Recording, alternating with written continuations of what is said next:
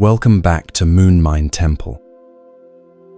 Tonight, as you settle in for rest, you'll discover ancient wisdom that has transformed lives for centuries. These are not ordinary stories, but gateways to understanding yourself and the world more deeply.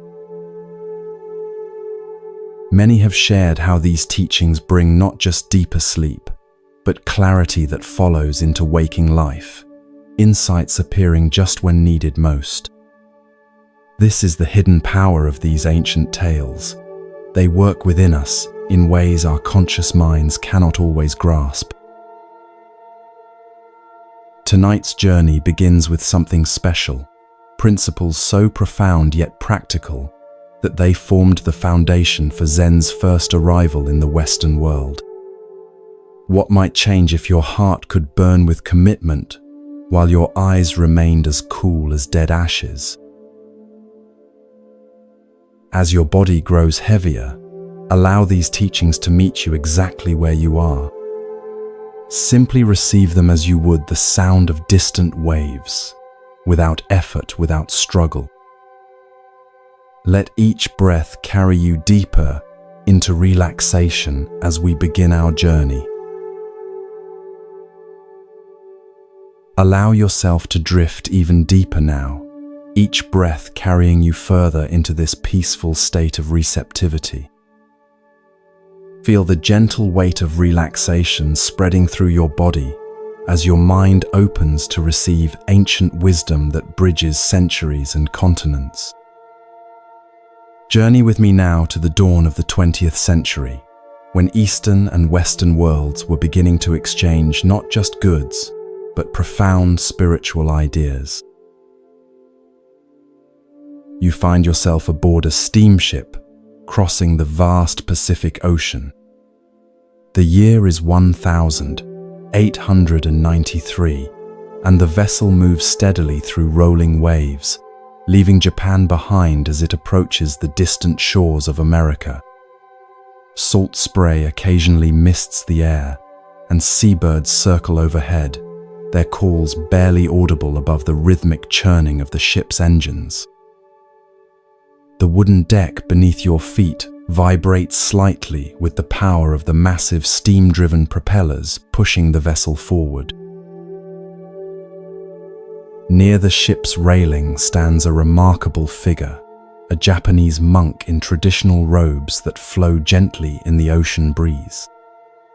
This is Soyen Shaku, the first Zen master to set foot on American soil, traveling to represent Buddhism at the World Parliament of Religions in Chicago. His face, serene yet alert, reveals both deep contemplation and keen observation as he watches the endless horizon where sea meets sky. Though of modest height, something in his bearing commands attention, a natural dignity that draws respectful glances from passing crew members and fellow passengers alike. Approach closer and notice the small leather-bound journal that rests in his hands. Its pages flutter slightly in the breeze as he writes with careful precision, brush strokes forming characters that bridge ancient wisdom and the emerging modern world. These are not casual notes or passing observations, but something more essential, personal principles, distilled from decades of rigorous practice and deep reflection. He pauses occasionally, looking out at the vast ocean as if drawing inspiration from its boundless expanse. A young Japanese student approaches respectfully. This is D.T. Suzuki, who will later become famous for introducing Zen to Western audiences through his prolific writings. For now, though, he is simply a devoted disciple, accompanying his teacher on this unprecedented journey. "Master," Suzuki says with a deep bow, "many of the American scholars we will meet have asked for practical guidance on incorporating Zen principles into daily life. They admire the philosophy, but struggle to understand how it translates to action. He gestures toward the journal. "May I ask what you are writing?" Soyen Shaku turns to his student, his eyes reflecting both compassion and intensity. When he speaks, his voice is quiet, yet carries clearly above the ambient sounds of the ship. There is a quality to his words that suggests they arise not from casual thought, but from the depths of lived experience. "I am setting down the principles that guide my own daily practice," he explains. "Not abstract philosophy or complex doctrine, but simple rules for living that embody Zen understanding." He looks back at the ocean's vastness. The Americans are right to ask for practical guidance. Zen without daily application is merely an intellectual exercise. Feel the profound sincerity in his manner, how his words emerge not from theory, but from a lifetime of aligning his actions with his deepest insights. There is nothing performative in his demeanor, no sense that he is constructing a spiritual persona. Rather, he embodies the natural integration of ordinary life and profound realization. "May I see what you have written, Master?" asks Suzuki tentatively. Soyen Shaku hands him the journal with neither pride nor hesitation. "These are the practices I return to each day," he says simply. "They form the container for my life." Watch as Suzuki's expression changes while reading the master's principles, surprise giving way to deepening appreciation. "Master," he says finally, "these are so ordinary. Yet somehow, in their simplicity, they contain everything."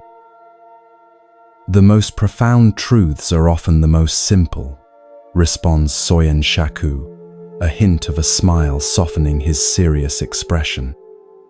"It is their application that transforms them from mere words to living wisdom." As Suzuki returns the journal, a sudden gust of wind catches the pages, revealing the master's careful brush strokes. Though written in Japanese characters, you find you can somehow understand the principles that will later become known to Western students and form the foundation for Zen practice in America. In the morning before dressing, light incense and meditate. Feel the power in this first principle, how it establishes practice as the foundation of each day, preceding even the most basic activities like dressing. There is no separation between spiritual life and ordinary life. Meditation comes before everything, setting the tone for all that follows. Retire at a regular hour, partake of food at regular intervals, eat with moderation, and never to the point of satisfaction. Notice the emphasis on regularity and moderation, how these simple disciplines create a structured container for freedom rather than constraints that limit it. By establishing clear rhythms for basic bodily needs, the mind becomes free to focus on deeper matters rather than being constantly pulled by changing desires and impulses. Receive a guest with the same attitude you have when alone. When alone, maintain the same attitude you have in receiving guests. Experience the profound challenge in this principle, the call to absolute authenticity that transcends social masks and private indulgences. There is no performance self for public consumption and true self for private moments, only continuous integrity across all contexts. Watch what you say, and whatever you say, practice it. Feel the weight of this simple instruction that cuts through hypocrisy and empty talk. Words and actions are not separate realms. Each spoken commitment becomes a sacred promise to be fulfilled through concrete behavior. When an opportunity comes, do not let it pass by, yet always think twice before acting. Sense the perfect balance embodied here, neither the hesitation that misses life's openings, nor the impulsivity that rushes forward without discernment. There is both responsiveness to the moment and the wisdom of reflection, creating action that is both timely and considered. Do not regret the past. Look to the future. Experience the liberation in this principle, the release from the weight of unchangeable history, combined with purposeful orientation toward what can still be shaped. Neither trapped in regret nor untethered from learning, this middle path directs energy where it can be most effective. Have the fearless attitude of a hero and the loving heart of a child. Feel the beautiful integration of seemingly opposite qualities, courage and tenderness, strength and openness, the warrior's resolve and the child's wonder. This is not an either or proposition but a both, and invitation to wholeness. Upon retiring, sleep as if you had entered your last sleep. Upon awakening, leave your bed behind you instantly as if you had cast away a pair of old shoes. Notice how this final principle infuses even the most ordinary daily transitions with profound significance. Sleep approached with the completeness of final release, awakening embraced with immediate presence and forward movement. Nothing taken for granted, nothing merely routine, every moment fully inhabited. As Suzuki finishes reading, he looks up at his teacher with new understanding. The Americans may expect something more exotic, he observes. These principles seem so simple. Soyen Shaku's eyes meet his students directly. Simple, yes. Easy, no. His voice takes on a new intensity as he adds, "My heart burns like fire, but my eyes are as cold as dead ashes." Feel the power of this statement, the perfect complementarity it expresses. The burning heart of passionate commitment, the cool eyes of dispassionate observation. Neither cold detachment nor blind fervor, but both qualities held in dynamic balance. This is not theory but Soyen Shaku's lived reality, the integration of opposites that transcends apparent contradiction. "I understand, Master," Suzuki responds quietly, bowing again before departing to attend to his duties. As the ship continues its journey across the vast Pacific, Soyen Shaku returns to his writing, adding final refinements to principles that will eventually influence generations of practitioners in lands he has yet to see. His presence on the deck embodies the very balance his words describe, fully engaged yet perfectly at ease, intensely focused, yet completely open to the vast horizon stretching before him. The principles in his journal are not abstract ideals, but the lived reality of the man himself, demonstrated in each breath, each step, each interaction. This story reveals the profound practicality at the heart of Zen teaching. While many spiritual traditions offer lofty philosophical concepts or complex metaphysical systems, Soyen Shaku distilled his wisdom into concrete daily practices that anyone might attempt, regardless of culture or background. These principles bridge the gap between profound realization and ordinary life, between Eastern tradition and Western seekers, between ancient wisdom and modern application. What makes these guidelines so powerful is their integration of apparent opposites: structure and flexibility, discipline and spontaneity, tradition and innovation.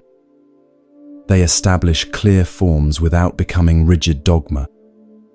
They provide specific practices while pointing toward the boundless awareness that transcends all techniques.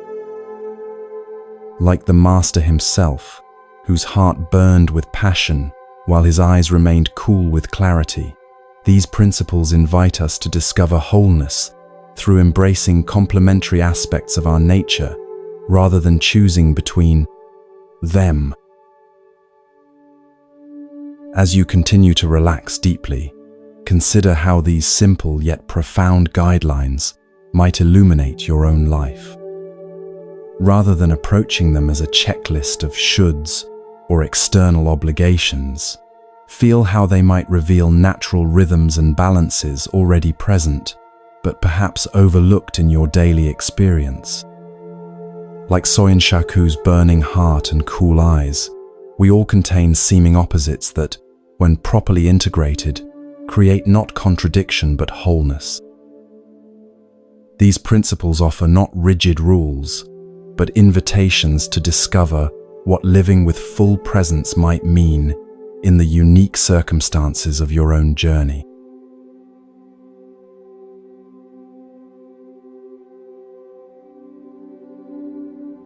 As you continue to drift peacefully in this relaxed state, allow yourself to journey now to ancient India, to a time when Buddha himself walked among ordinary people, teaching through direct encounter rather than abstract philosophy. Feel your awareness expanding as we travel across centuries to witness an unexpected meeting that reveals profound wisdom through the most unlikely teacher. You find yourself on a dusty road leading to a small village near the city of Sravasti. The afternoon sun beats down warmly, sending shimmering waves of heat rising from the earth. Slender trees offer occasional patches of shade along the path, their leaves rustling gently in the breeze that carries the mingled scents of cooking fires, ripening fruit, and sun-warmed earth. Birds call to one another from concealed perches, while distant sounds of human activity, voices, laughter, the rhythmic pounding of grain, float from the village ahead.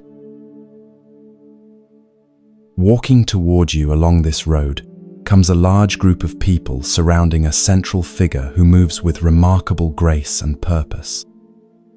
Even from a distance, there is something extraordinary about this person. Not in any outward display of wealth or power, but in a quality of presence that seems to create a field of calm awareness around him. This is Siddhartha Gautama, known as the Buddha, the awakened one, traveling with his disciples to share his teachings of liberation. His simple saffron robe and shaved head mark him as a renunciate, yet his bearing suggests not deprivation, but profound fulfillment. As they draw nearer, you can observe the varied group that accompanies him. Monks in simple robes walk closest to their teacher, their faces reflecting deep respect and attentiveness. Behind them follow lay people of all kinds, merchants and farmers, the wealthy and the poor, young and old, drawn by the Buddha's reputation for wisdom and compassion. Their expressions range from curious interest to devoted reverence, some simply hoping to catch a glimpse of this renowned teacher, others seeking answers to life's deepest questions. The Buddha pauses near a large banyan tree that offers welcome shade from the afternoon heat. His disciples gather around, creating a natural space where he might rest and perhaps share some teaching.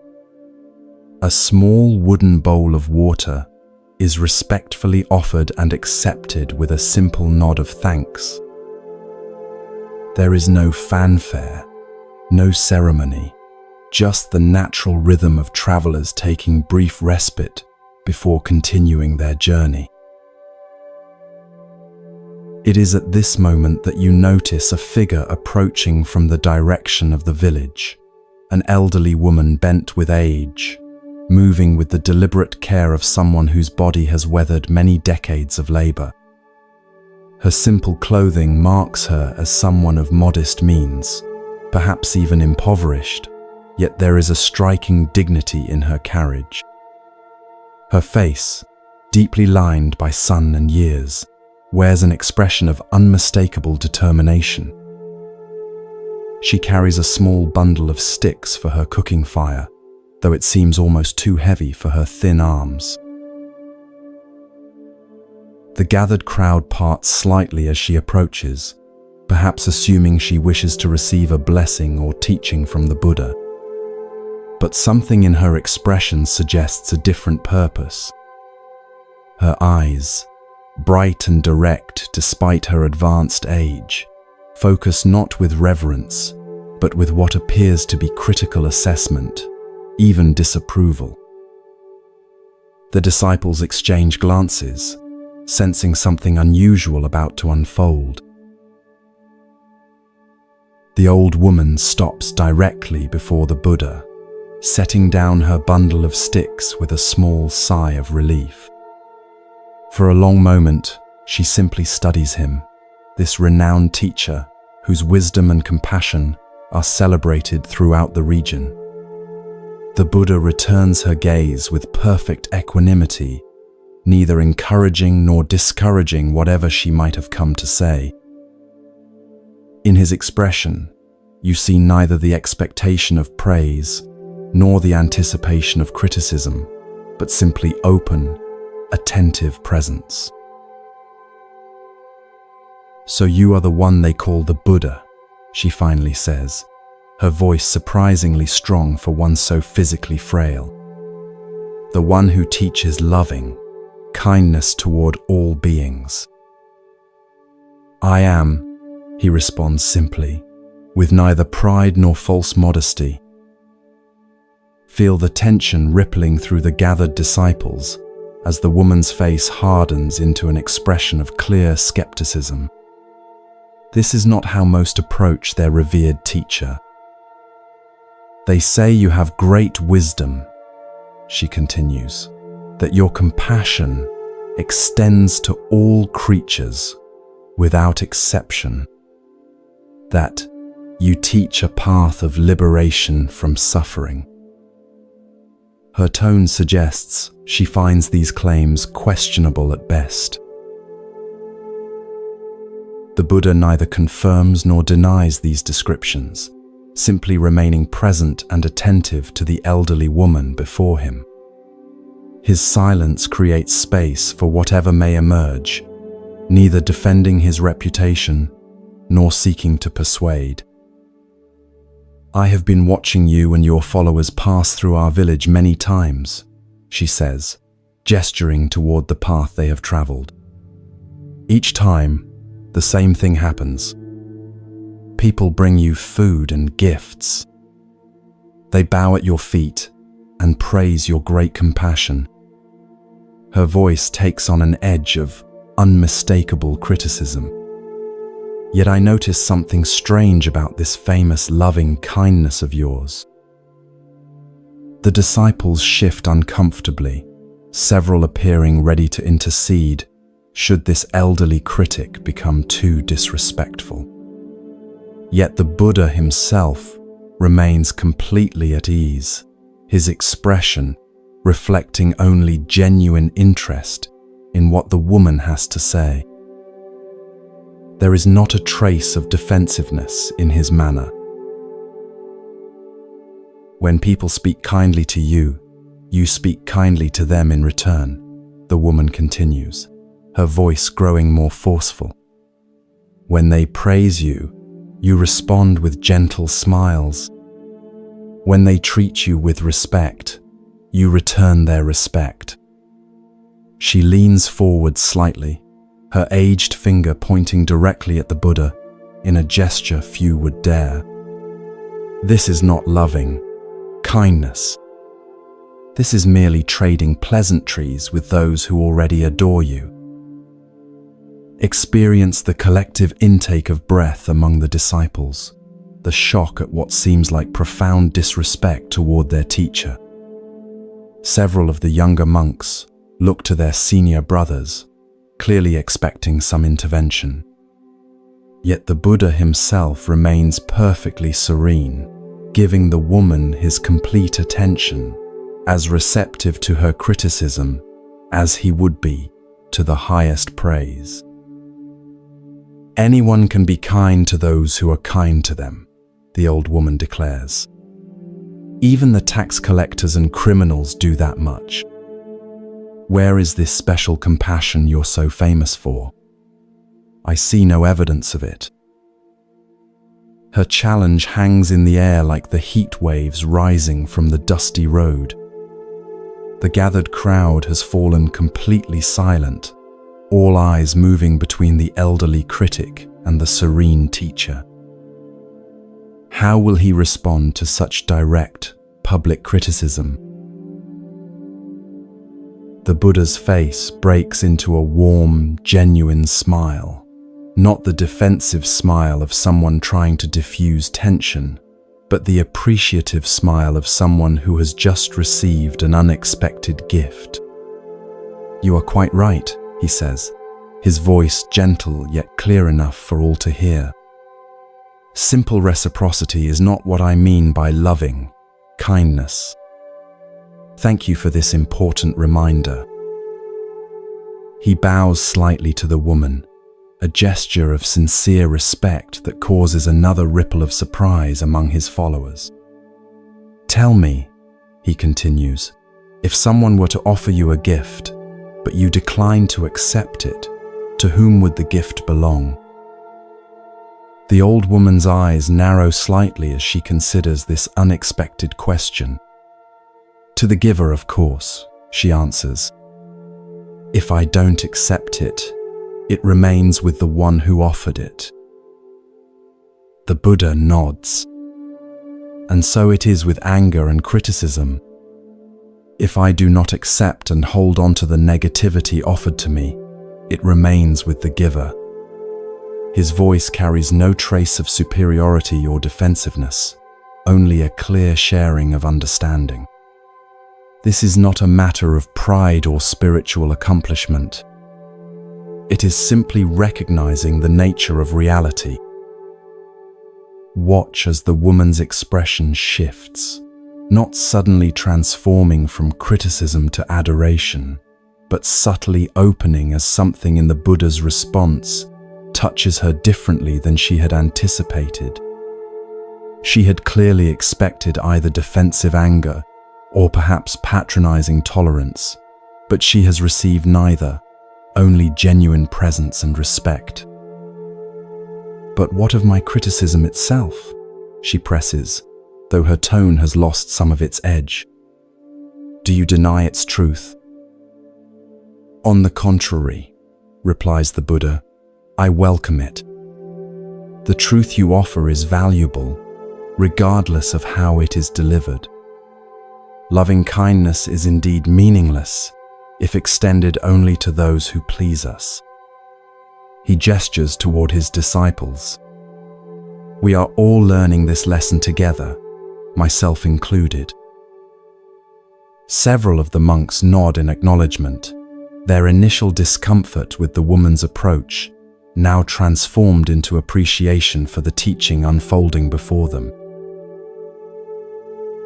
Then you are not offended by my words, the woman asks, genuine curiosity now mixing with her earlier skepticism. How could I be offended by truth? Responds the Buddha. You have reminded all of us of something essential, that true compassion makes no distinctions between the pleasant and unpleasant, the flattering and the critical, those who love us and those who challenge us. His smile deepens with real warmth. In fact, you have given us a more valuable teaching today than many elegant discourses.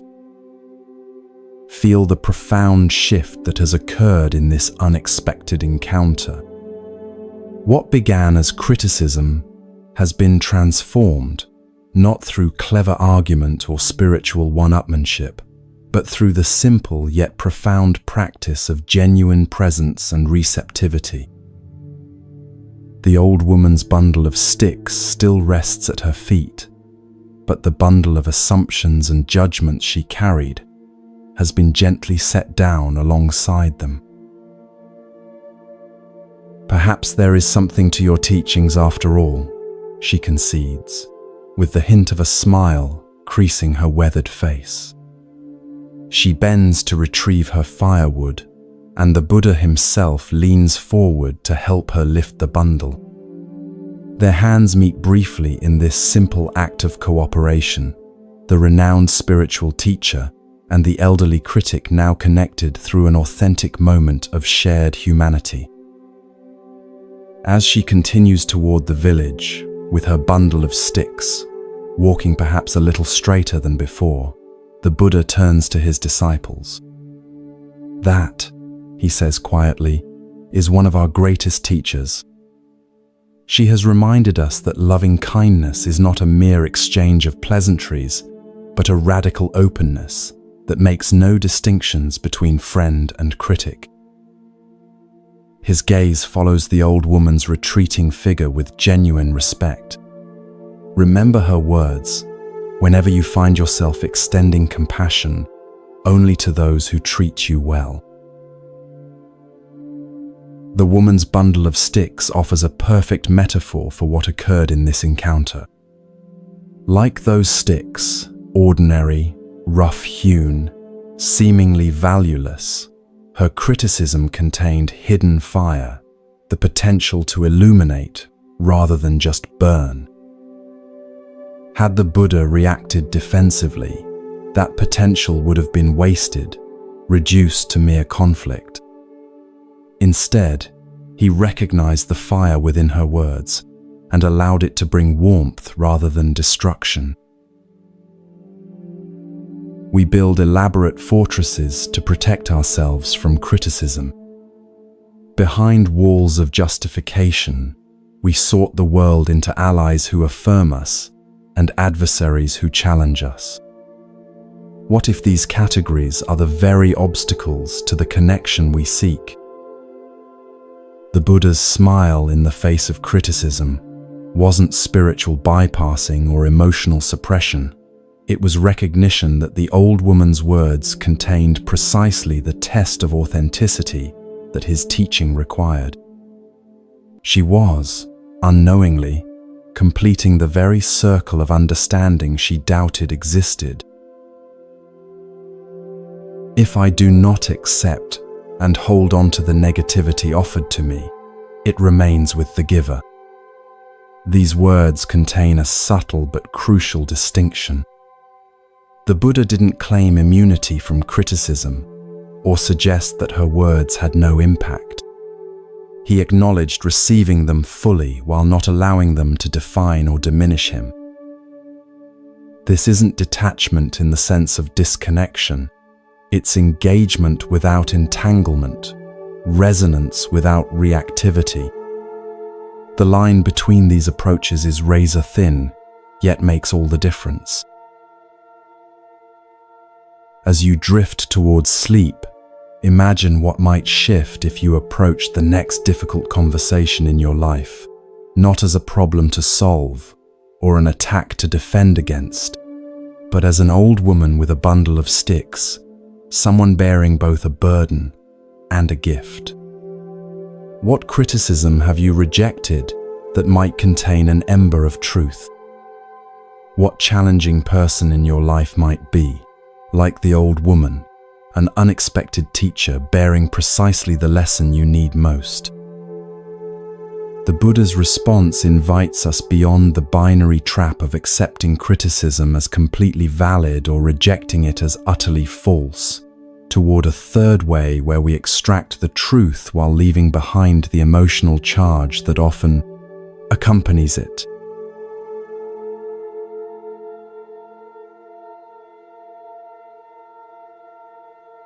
Let your awareness continue to float in this peaceful state as we journey to ancient China, to a mountain monastery where the price of wisdom is sometimes paid in unexpected currency. Feel the weight of your eyelids growing heavier as your mind opens to a story about the fierce determination required on the path to understanding. You find yourself standing in a temple courtyard as winter's first snow begins to fall. Delicate flakes drift silently from a pewter sky, gradually transforming the angular temple roofs and stone pathways into a landscape of gentle curves and unmarked white. Your breath forms small clouds that dissipate into the cold air, joining the thin wisps of smoke rising from incense burners placed at intervals around the courtyard. The scent of cedar and sandalwood mingles with the sharp, clean smell of approaching snow, creating an atmosphere that seems suspended between worlds. Across the courtyard stands the meditation hall, an imposing structure of dark wood that has witnessed centuries of silent seeking. From within comes the faint, rhythmic sound of a wooden fish drum, marking the cadence for seated meditation. The hollow tock, tock, tock, tock pulses like a heartbeat against the muffled silence created by the falling snow. This sound has guided countless practitioners through the long hours of zazen, neither hurrying them nor allowing them to drift into sleep. Through the lightly falling snow, a solitary figure approaches the hall. This is Kyogen, a monk in his mid-30s, who has spent 15 years in rigorous study and practice. His face shows the intensity of someone driven by a question that will allow no peace until answered. The set of his jaw, the furrow between his brows, even the deliberate placement of each footstep reveals both unwavering determination and growing frustration. Snow accumulates on his shoulders and the wide brim of his bamboo hat, but he seems unaware of it, focused entirely on the purpose that drives him forward.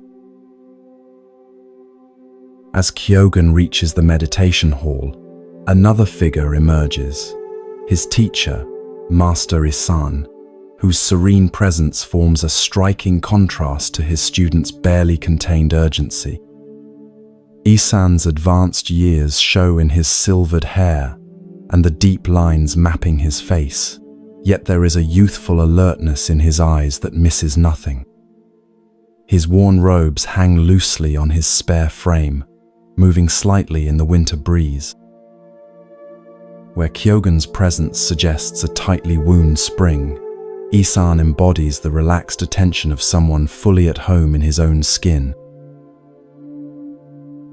"Master," Kyogen says, bowing deeply, "I must speak with you." His voice carries an edge of controlled desperation. Isan returns the bow, then gestures toward a small covered walkway that offers shelter from the falling snow. They walk together in silence, their footsteps leaving parallel tracks across the white courtyard. Once beneath the walkway's roof, they face each other, student and teacher, seeker and guide, question and potential answer.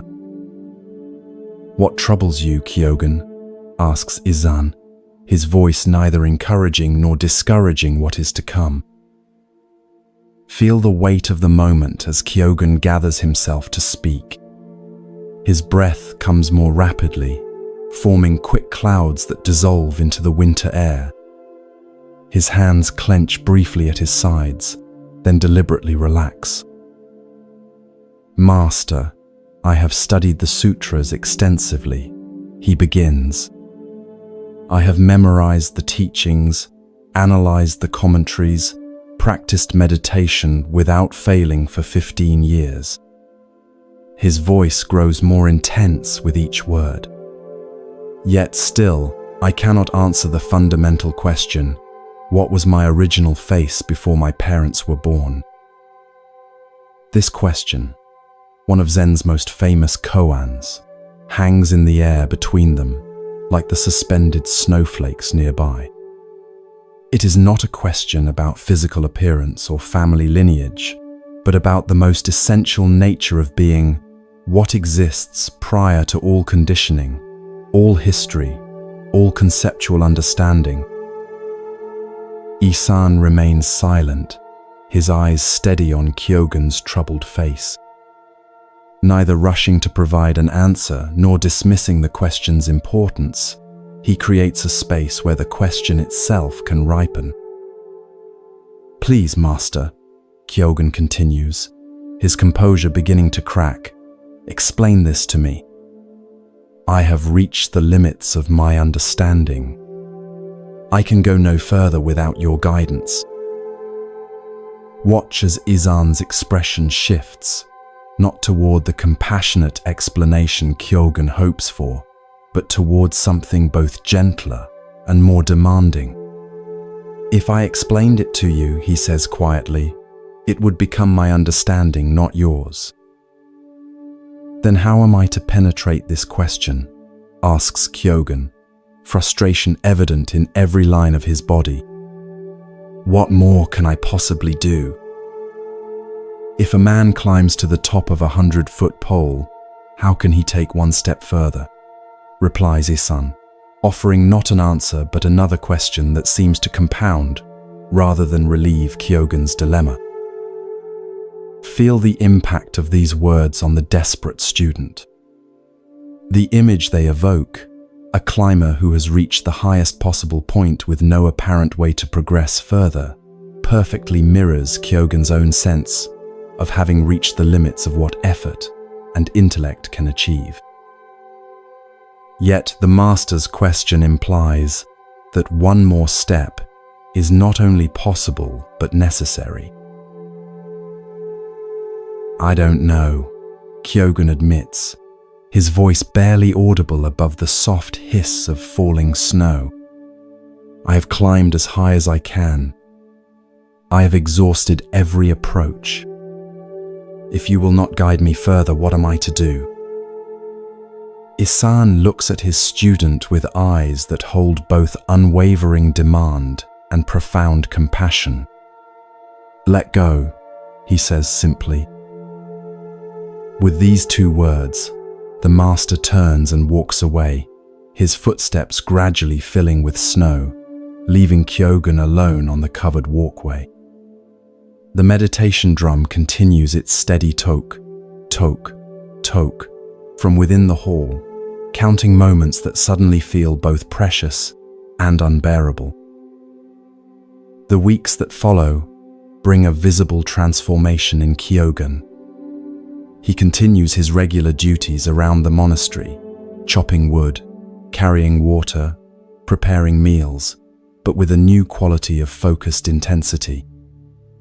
The frustrated urgency has been replaced by something deeper and more resolved.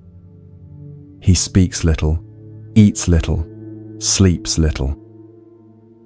Those who pass him in the temple grounds observe that his eyes often seem fixed on something beyond the visible world, as if tracking a quarry only he can perceive. One day, while sweeping a path through the bamboo grove behind the temple, Kyogen's broom dislodges a small stone that flies through the air and strikes a hollow bamboo stalk with a clear, resonant tock. The sound hangs in the air, pure, complete, requiring nothing beyond itself. In that instant, something breaks open in Kyogen's understanding. His face transforms as if a heavy burden has suddenly been lifted from his shoulders. He begins to laugh, not the nervous laughter of confusion or the bitter laughter of defeat, but the clear, joyful laughter of someone who has finally glimpsed what has been present all along. The broom falls from his hands as he stands perfectly still in the bamboo grove, tears streaming down his face while laughter continues to bubble from some newly discovered spring within him. That evening, as darkness falls over the temple complex, Kyogen appears before Master Isan's quarters. His face now shows neither the desperate questioning of their previous encounter nor the manic elation of his experience in the bamboo grove, but a clear-eyed serenity that seems to illuminate him from within. "You have found something," Isan observes, not as a question but as simple recognition. Kyogen bows deeply. "Master, today I heard a stone strike bamboo, and what you could not explain to me became clear without explanation." Isan nods, his eyes reflecting quiet satisfaction. "Will you put it into words?" he asks, testing not whether understanding has occurred, but whether Kyogen recognizes the limitations of verbal expression. "One note of bamboo, and all my questions vanished," replies Kyogen. "All my previous knowledge is like a single hair in the vast sky. All my experience is like a drop of water thrown into a deep ravine."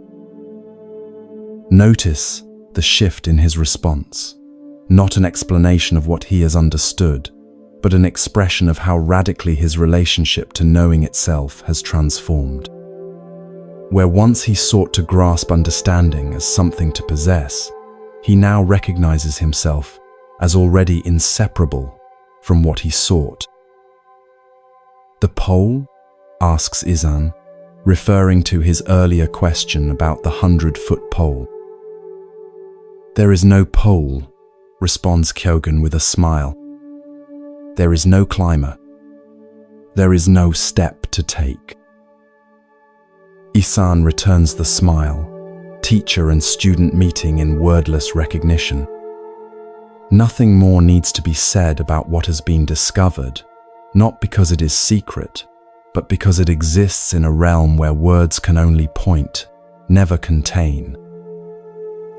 Years pass, and Kyogen himself becomes a respected teacher, guiding others along the path he has traveled. One day, a monk approaches him with the same desperate intensity he once brought to Master Isan. "Master," says the monk, "I have studied diligently and practiced without cease, yet still I am plagued by questions about the nature of mind and reality. Please, resolve my doubts, once and for all." Kyogen looks at the earnest young monk with eyes that see both the question and what lies beneath it. Without speaking, he holds up his hand, extending his index and middle fingers. Then, to the monk's astonishment, he brings his other hand forward, holding a burning candle.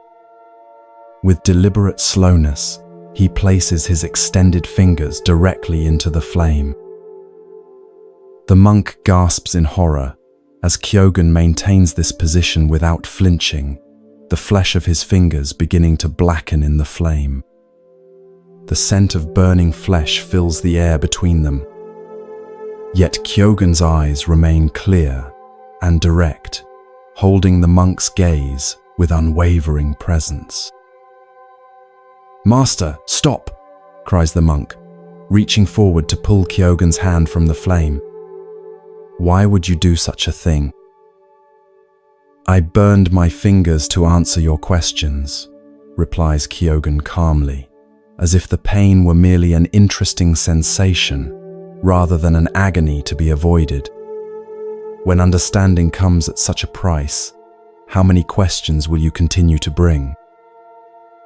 In that moment, something shifts in the young monk's perception.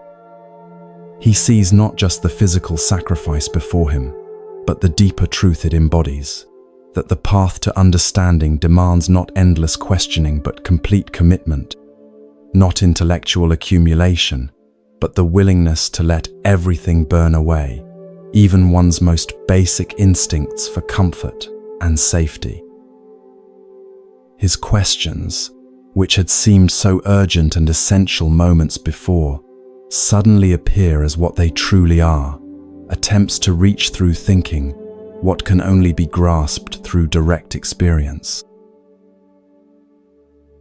The monk backs away, bowing deeply, then turns and leaves without another word. The questions that drove him to seek Kyogen's teaching have not been answered, but they have been transcended, replaced not by new concepts, but by a visceral recognition of what genuine understanding requires. This stark story cuts through our comfortable assumptions about spiritual seeking. We often approach wisdom like shoppers browsing merchandise, sampling teachings, collecting insights, looking for the perfect explanation that will satisfy our intellectual curiosity, while demanding nothing more substantial than our attention. Kyogen's burning fingers offer a radically different perspective, that genuine understanding is not purchased with questions, but with our entire being. The sound of stone striking bamboo that triggered Kyogen's awakening wasn't special in itself. Similar sounds had surely occurred countless times during his years of practice. What changed was his capacity to hear it, a capacity developed not through accumulating more knowledge, but through reaching the limits of what knowledge could provide. Only when he exhausted every conceptual approach, when he climbed to the top of the 100-foot pole and found himself with nowhere left to go, did the possibility of letting go become not just an idea, but the only viable path forward. In your own life, notice where you might be treating understanding as a possession to acquire rather than a capacity to embody. Consider the questions that drive you. Are they bridges toward direct experience or substitutes for it? Like Kyogen before his awakening, we often believe that one more book, one more teaching, one more explanation will finally resolve our fundamental questions, when what's actually required is a willingness to risk everything we think we know.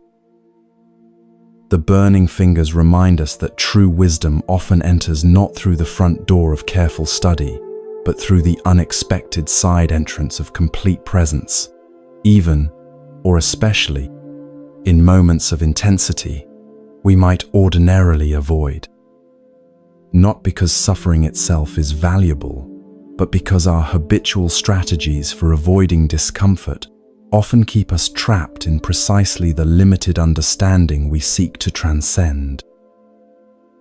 When we're willing to stay present, even as everything we cling to burns away, what remains is not a new answer, but a new relationship to the question itself, one where the questioner and the questioned are revealed as never having been separate at all.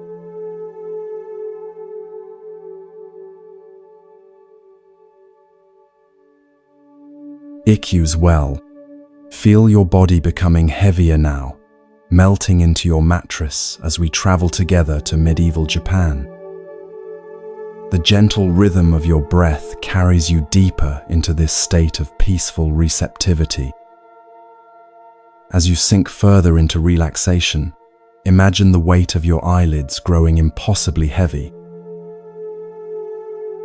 You are now in 15th century Kyoto.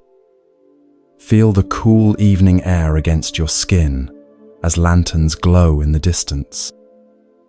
The sweet scent of cherry blossoms mingles with wood smoke. The sound of distant flutes reaches your ears. You find yourself approaching an elegant mansion where servants hurry about, preparing for an important gathering. Inside, a wealthy silk merchant paces anxiously, checking every detail. Feel the smooth wooden floors beneath your feet.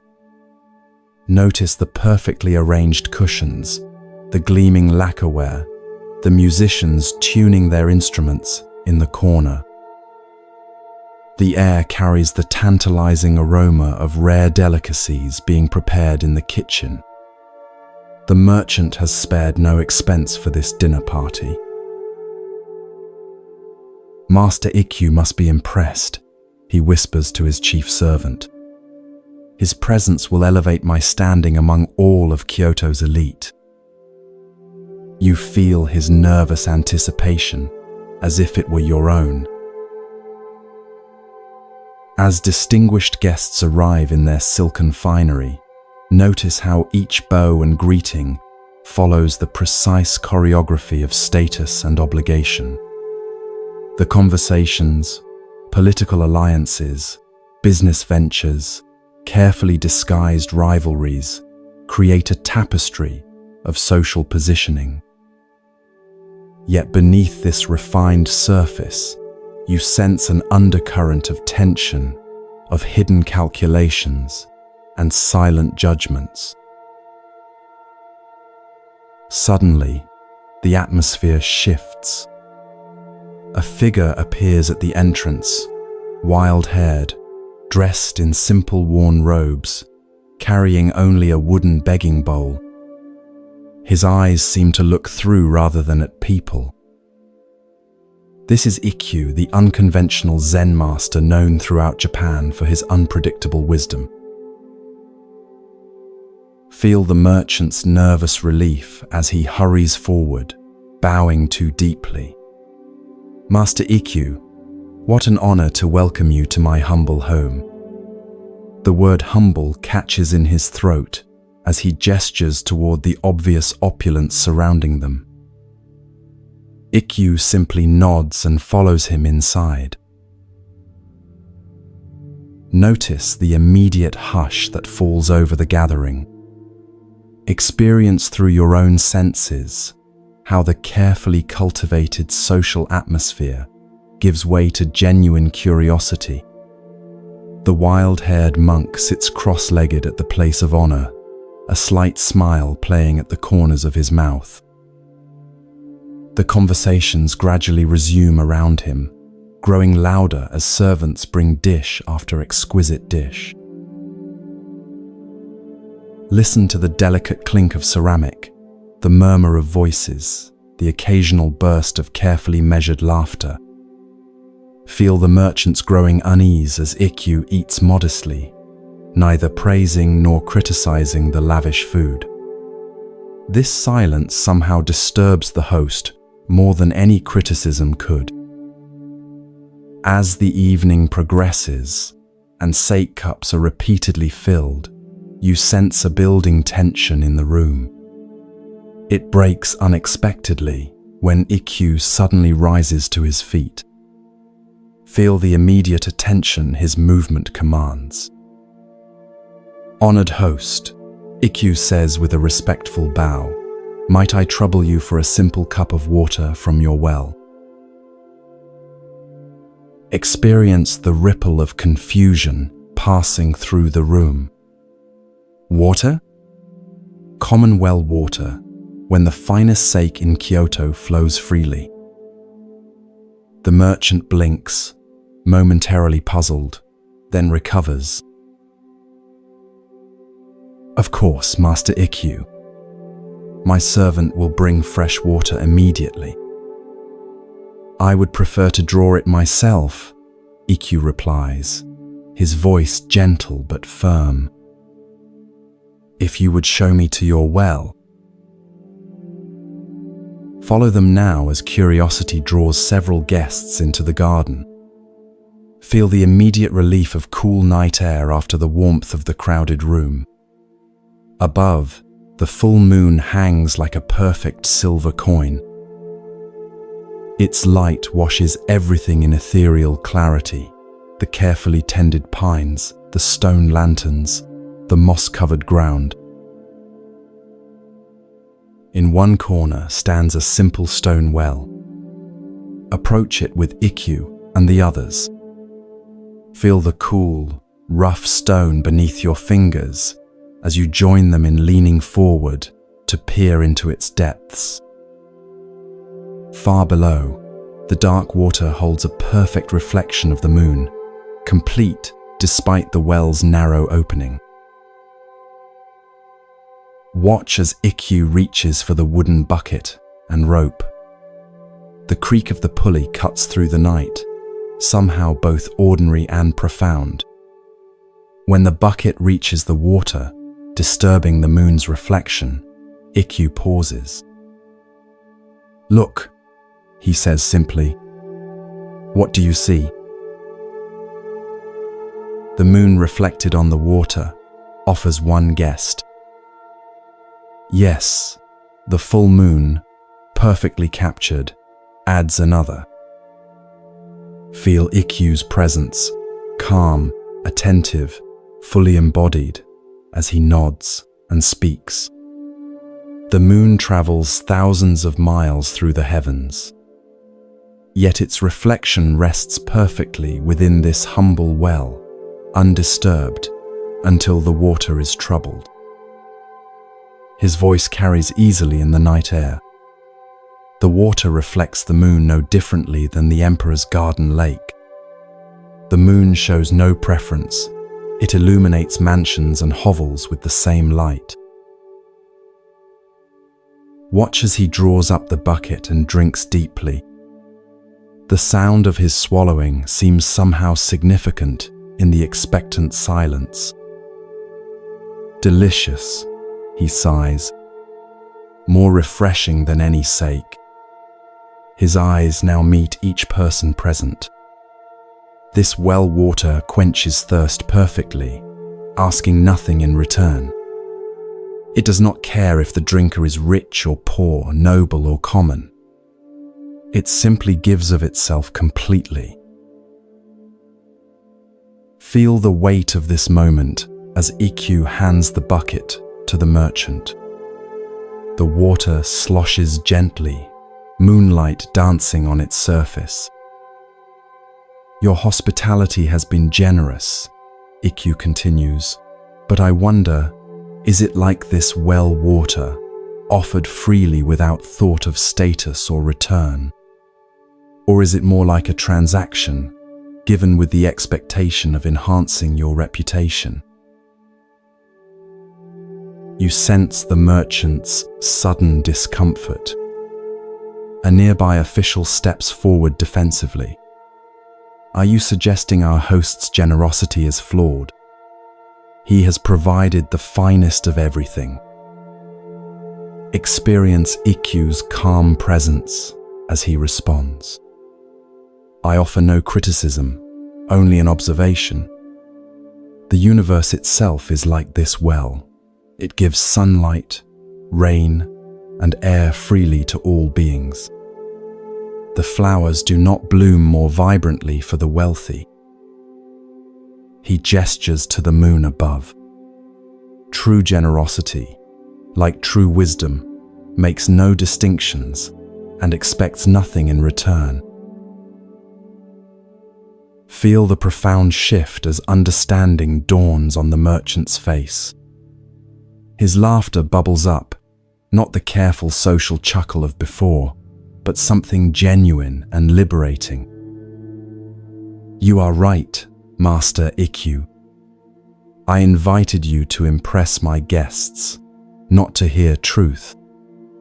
I have been giving like a merchant, always calculating the return, rather than giving like this well." His voice carries new awareness. "Thank you for this lesson. It is worth more than all the rare delicacies I have served tonight."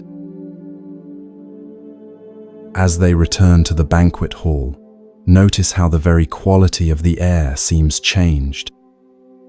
Ikkyu raises his sake cup. "Friends, your host has shown me his remarkable well. In its honor, I propose we enjoy this gathering not as people of different ranks, but simply as human beings sharing this fleeting moment under the same moon." Watch as the evening transforms. Conversations deepen beyond social positioning. The merchant moves among his guests with new authenticity, no longer monitoring impressions, but genuinely connecting. And Ikkyu, the wild-haired monk who arrived with nothing, becomes the heart of the gathering with stories and insights that seem perfectly tailored to each person. As the night ends and guests depart, feel the merchant's profound gratitude as he bows to Ikkyu. You arrived with nothing yet gave me the most valuable gift I have ever received. Ikkyu smiles. I gave you nothing you did not already possess. I merely showed you the well that has always been in your garden. With that, he disappears into the moonlit night. As you drift deeper into relaxation, consider the wells in your own life, those simple sources of clarity so easily overlooked. Like the merchant, we often seek satisfaction in elaborate displays, while missing the perfect reflection of the moon in ordinary water. The well gives without calculation or expectation, a natural generosity that asks nothing in return. Notice how often your own giving might carry subtle expectations of gratitude, recognition, or future benefit.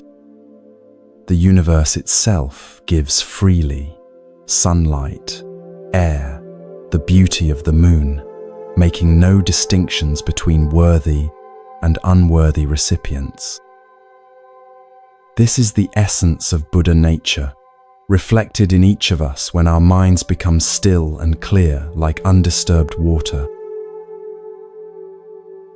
Allow the image of the moon reflected in the well to remain in your mind as you sink even deeper into this restful state. Like that reflection, perfect, yet ephemeral, all experiences arise and pass away.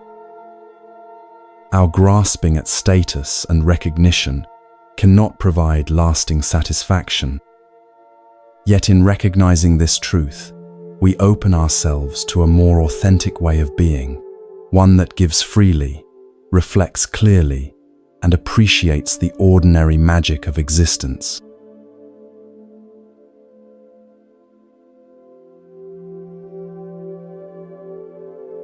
As you continue to drift into deeper relaxation, feel your body growing heavier, your thoughts becoming quieter, as we journey to a moonlit monastery in ancient China. Here, a young nun is about to discover that what we seek most desperately may already be within our grasp. Imagine a small temple, nestled against forested hills. Stone paths wind between simple wooden buildings, their roofs curved gently toward the sky. The air carries the subtle fragrance of incense and pine. Crickets create a gentle symphony that rises and falls with the evening breeze. Moonlight bathes everything in a silvery glow, transforming the ordinary world into something otherworldly and profound. A young nun named Chiono moves quietly through the temple grounds. Unlike the other nuns who have retired for the evening, she carries a wooden bucket toward the well at the eastern edge of the monastery. Feel the cool wooden handle against her palms, the slight weight of the empty bucket swinging gently with each step. Her face, illuminated occasionally by moonlight filtering through the trees, reveals both determination and frustration. Chiono has studied diligently for many years, yet enlightenment, that direct experience of reality, which all Buddhist practitioners seek, has eluded her. Tonight, like many nights before, she has chosen to practice mindfulness during the simple task of drawing water. Perhaps here, in this ordinary activity, she might find the extraordinary insight that has escaped her during formal meditation.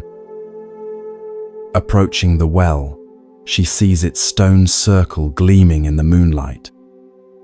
The water within reflects the full moon perfectly, a luminous disk captured in the dark circle below. For a moment, she pauses, gazing at this reflection. How strange, she thinks, that something so distant could appear so immediate, so present in the humble water of this well.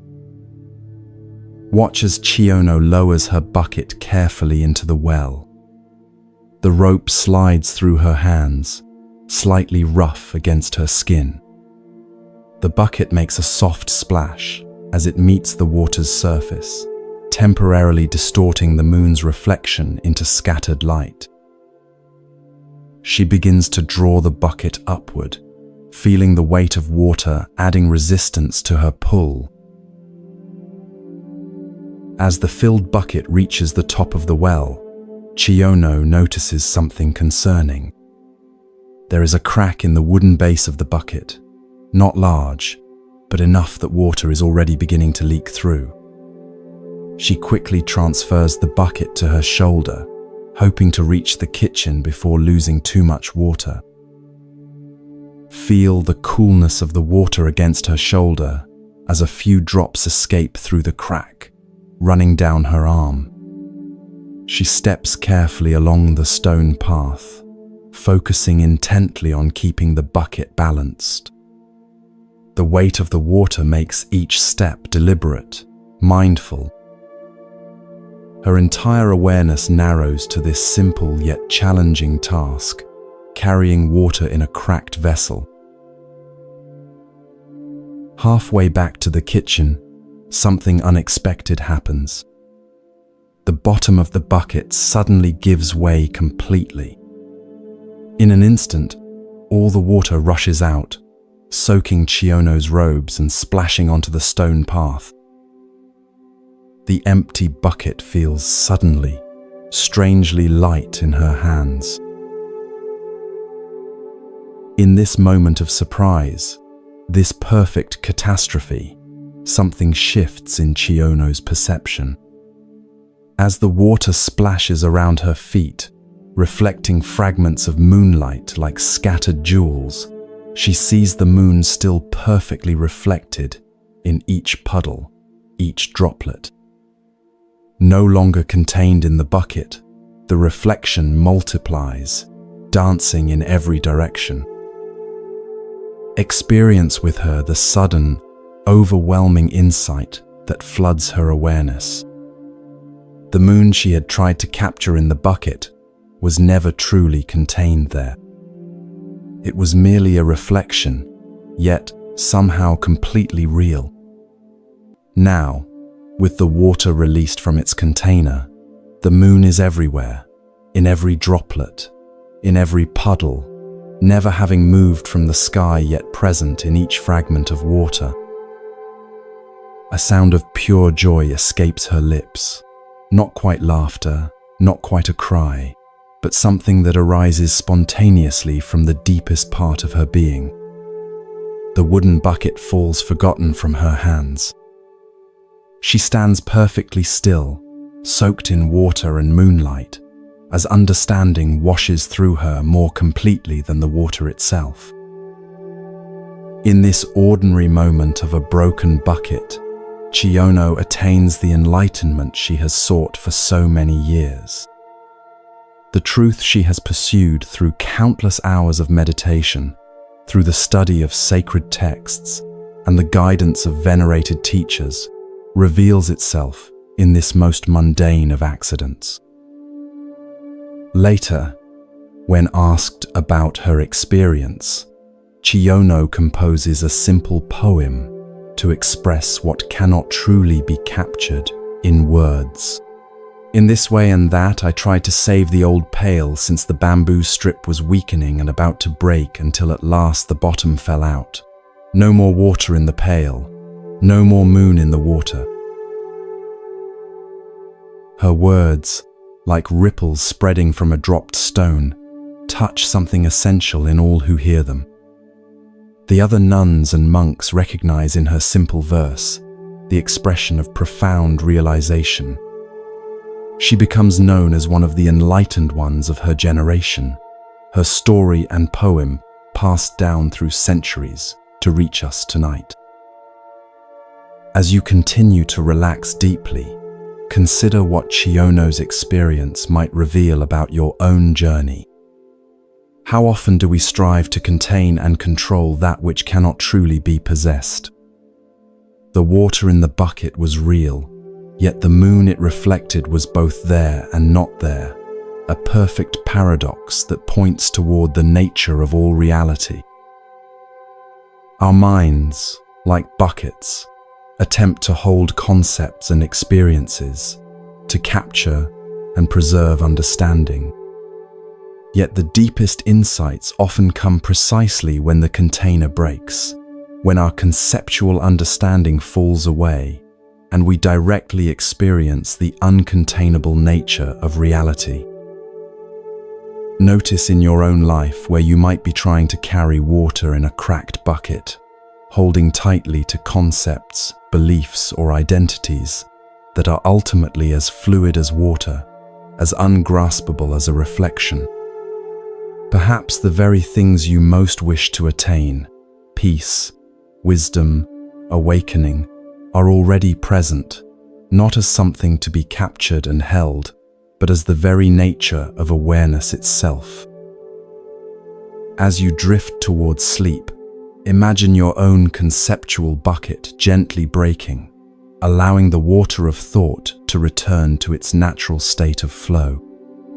Feel the relief of no longer needing to carry, to contain, to preserve. The moon continues to shine, regardless of whether any bucket captures its reflection. Your true nature continues to be what it always has been, unconstrained, illuminated, complete. No more water in the pail, no more moon in the water. In this letting go, in this sweet surrender, the path to awakening reveals itself not as something to achieve, but as the simple recognition of what has always been true.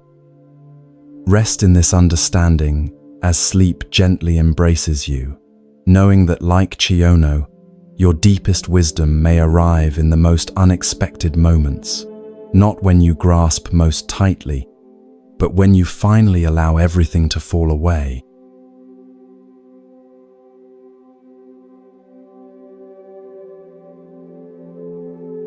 Feel yourself becoming more relaxed with each breath, your body growing heavier as we journey together to a mountaintop monastery in ancient Japan.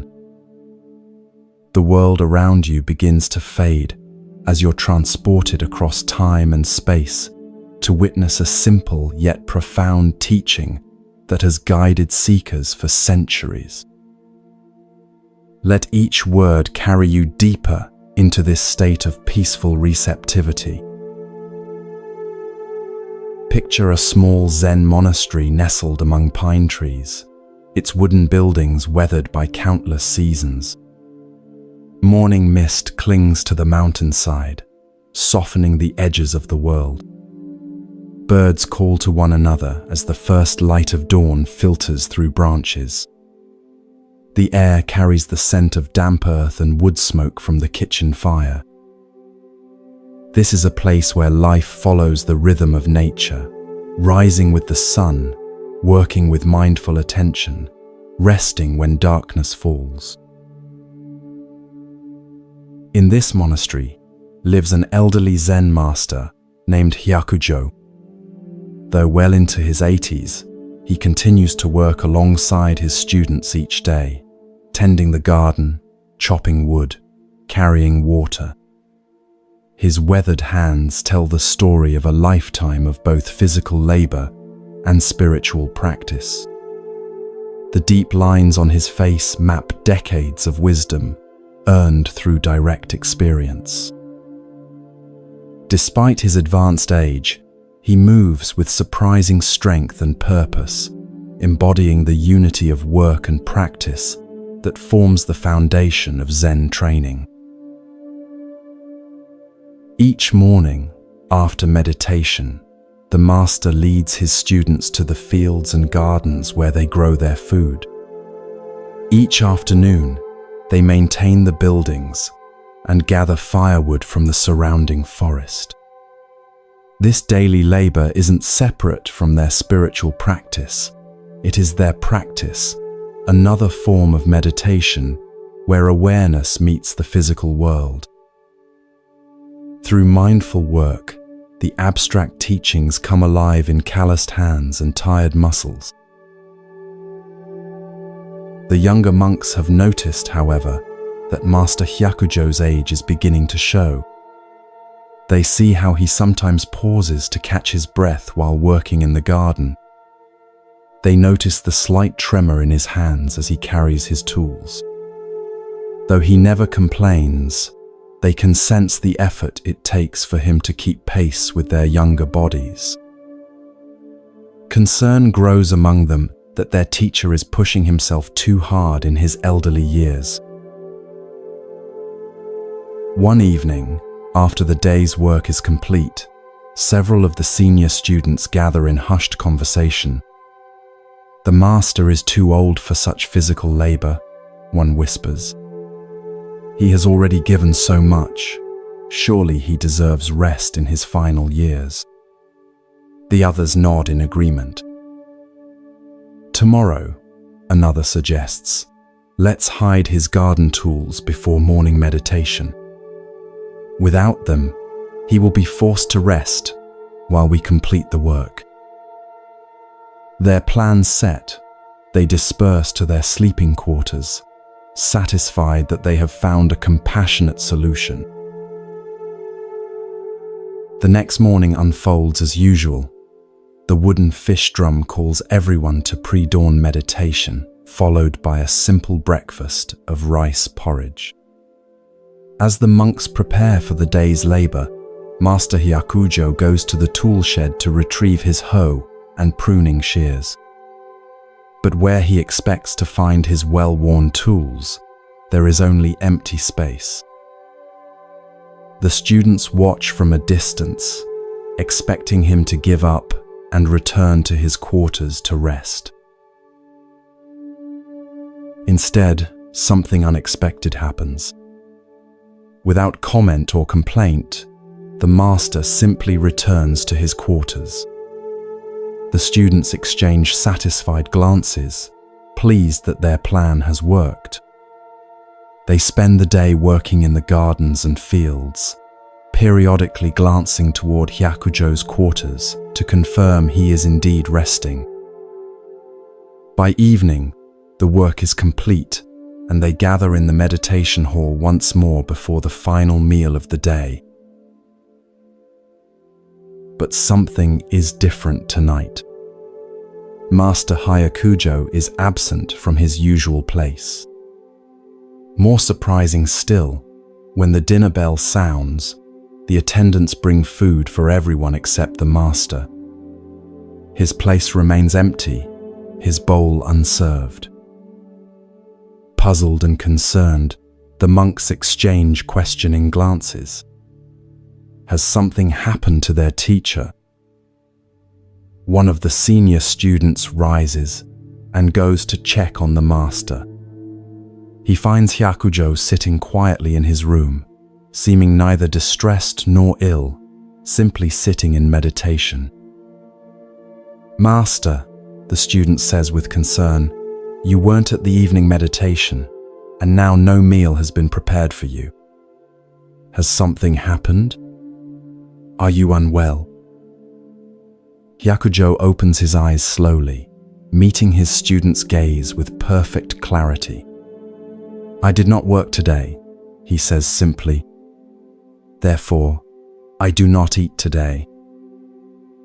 Feel the impact of these words as they land in the student's heart, so simple yet carrying the weight of profound teaching. The student bows deeply, understanding flowing through him like a sudden mountain stream. Without another word, he returns to the dining hall and reveals what he has learned to the others. Their well-intentioned plan now appears in a completely different light. The next morning, Master Hyakujo's tools have mysteriously reappeared in their proper place. As the morning bell sounds, he joins his students as usual, taking up his tools with practiced hands. No one mentions the previous day's events, but a new understanding flows beneath the surface of their shared work. The master has taught them not through elaborate explanations, but through lived example, the most powerful teaching of all. As the story of Hyakujo's response spread throughout the monastery and beyond, it distilled into a simple phrase that would guide Zen practitioners for generations. A day without work is a day without food. These words carry no judgment or moralism. They simply express the natural harmony of giving and receiving that governs all life. This teaching speaks to something fundamental about our human experience. In nature, nothing exists in isolation.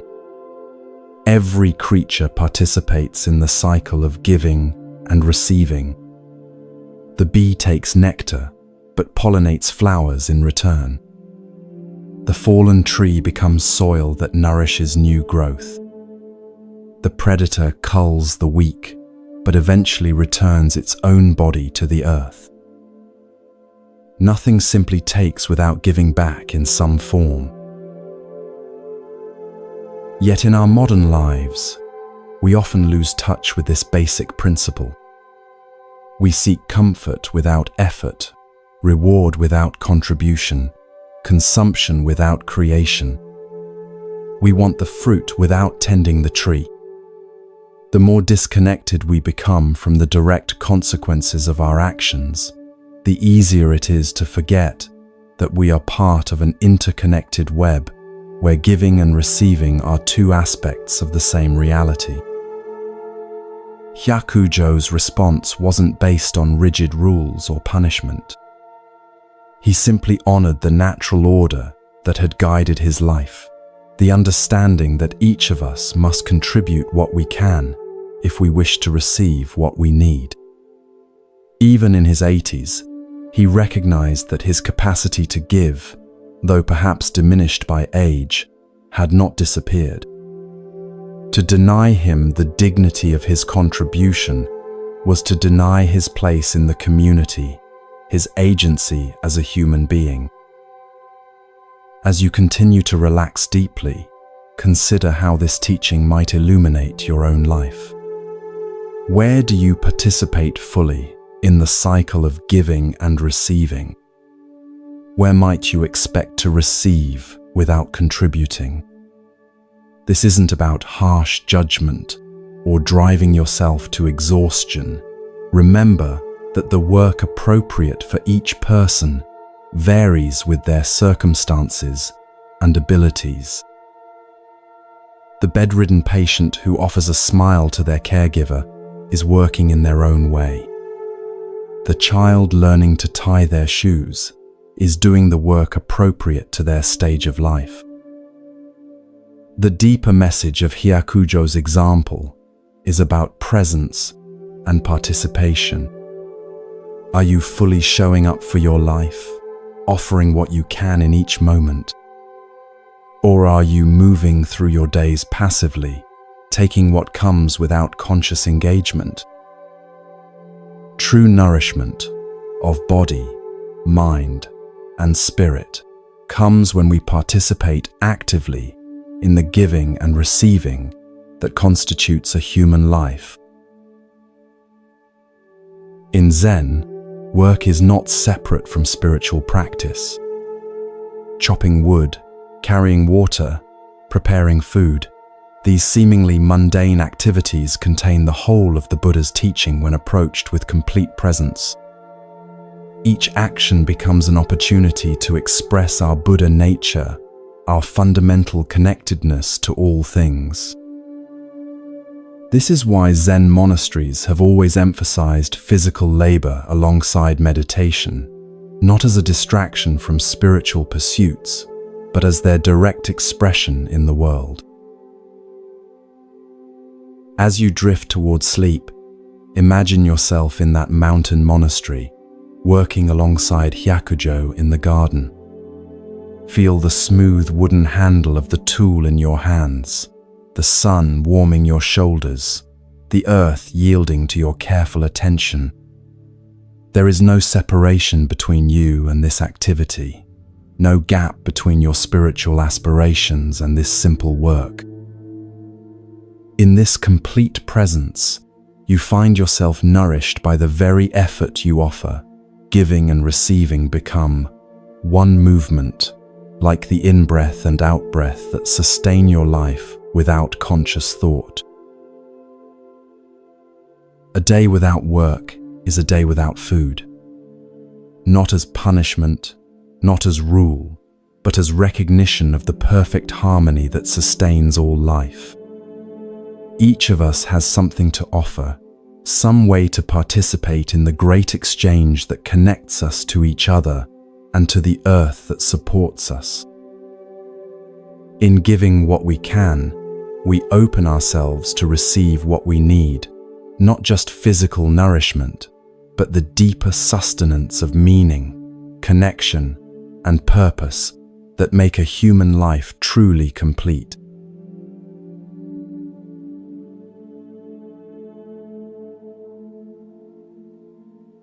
Let your awareness drift now to a different kind of solitude, not of mountain forests, but of inner landscapes. As your body sinks deeper into relaxation, imagine morning mist rising from a valley in medieval Japan. Within this mist stands a small, isolated temple where we encounter one of Zen's most unusual masters and his seemingly strange daily practice. Dawn breaks over the temple of Zuigan, casting long shadows across the wooden veranda. The building stands alone on a gentle slope, surrounded by bamboo groves that sway and whisper in the morning breeze. A single path winds up from the village below, rarely traveled except by those seeking the temple's reclusive master. Birds call to one another in the canopy overhead, their voices mingling with the gentle sound of a stream that runs behind the temple grounds. Inside this humble structure lives Master Zuigan, a monk whose reputation for eccentricity is matched only by the clarity of his teaching. Unlike many Zen masters who gather disciples around them, Zuigan often spends weeks entirely alone, seeing no one, speaking to no one. Yet those who have studied with him speak of his remarkable presence, how his every gesture seems to arise from a place of complete authenticity rather than habit or social convention. This morning, like most mornings, Zuigan moves through his temple in solitude. The wooden floors creak softly beneath his bare feet as he prepares tea in the simple kitchen. His movements are unhurried yet precisely economical, each action complete in itself. There is a profound stillness about him, not of tension, but of complete ease within his own skin. Today, however, unseen by others, we're about to witness the private practice that forms the foundation of his realized understanding. As Zuigan finishes his morning tea, he sets the empty cup down with mindful attention. The first light of day now fills the room, illuminating dust particles that dance in the air currents. Sitting on his worn cushion, back straight but not rigid, he takes a deep breath. Then, breaking the morning silence, he suddenly calls out in a clear, firm voice, "Master!" The word hangs in the empty air of the temple. No one else is present, yet he has clearly addressed someone. A moment passes, and then, in the same voice but with a quality of immediate response, he answers himself, "Yes?" Again, a brief pause before he continues this strange dialogue with himself. "Stay awake," he commands firmly. "Yes," comes the immediate response, also in his own voice. From this moment forward, do not be deceived by others. "Yes, yes," he responds to himself, the tone carrying both commitment and understanding. If anyone from the village below happened to be approaching the temple at this moment, they might wonder if Zuigan had visitors, or perhaps had lost his mind, talking to himself in different voices. But what appears as strangeness conceals profound wisdom, a direct, embodied practice addressing the very nature of mind and self. Day after day, Zuigan continues this practice in solitude. He calls to himself and answers himself, reminds himself, and confirms understanding to himself. No audience witnesses this dialogue. No students take notes on this technique. It is not performed for effect or admiration, but as an intimate technology of awakening. Each exchange emerges from and returns to the silence that pervades his simple temple. A young monk named Ganto once stayed at the temple for several weeks, hoping to understand Zuigan's teaching more deeply. One morning, rising earlier than usual, he accidentally overheard this self-dialogue through the thin paper walls. Initially confused, then fascinated, he listened as his teacher enacted this strange conversation day after day. When the time came for Ganto to leave, he bowed deeply to Zuigan at the temple gate. "Master," he said, "I have learned more from your example than from all the sutras I have studied. Your practice reveals the truth of non-dependence of mind." Zuigan smiled slightly, neither confirming nor denying that Ganto had overheard his private dialogue. "Remember," he said simply, "the true master is always present. Whether acknowledged or ignored, it never leaves you." With these words, he sent the young monk back into the world, carrying the seed of understanding that would eventually flower into Ganto's own awakening. This curious practice of Zuigan's illuminates something essential about the nature of mind and awakening. In calling himself master and then responding, he wasn't suffering from delusion but rather engaging directly with the different functions of consciousness that we all contain. His dialogue makes visible the internal processes that usually remain unconscious, bringing them into the light of awareness where they can be recognized, examined, and ultimately transcended. Consider your own experience right now. As you listen to these words, there's the part of you that hears and the part that knows you are hearing. There's the aspect of mind that might feel sleepy or comfortable, and another aspect that notices these feelings arising. We contain both the experiencing self and the witnessing presence, the one who lives through experiences and the one who remains aware throughout them all. Most of us remain identified exclusively with the experiencing self, the me that wants and fears, remembers and anticipates, judges and reacts. We become so entangled in our thoughts and emotions that we forget the witnessing presence that holds them all. Like someone watching a movie who becomes so absorbed in the story that they forget they're sitting in a theater, we mistake the content of consciousness for consciousness itself. Zuigan's practice cuts through this confusion with elegant simplicity. By calling to himself as master, he acknowledges the awakened nature, what Zen calls Buddha, nature, or original mind that exists prior to and independent of all passing thoughts, emotions, and circumstances. In responding to himself, he embodies the direct recognition of this nature. In commanding himself to stay awake and not be deceived, he activates the discrimination that distinguishes between essential nature and passing phenomena. The phrase non-dependence of mind points to the freedom that emerges from this recognition. Most of us live in constant dependence on external validation, circumstances, and conditions. We feel good when praised, bad when criticized, happy when things go our way, miserable when they don't. Our inner state rises and falls like a boat on ocean waves, entirely at the mercy of forces beyond our control.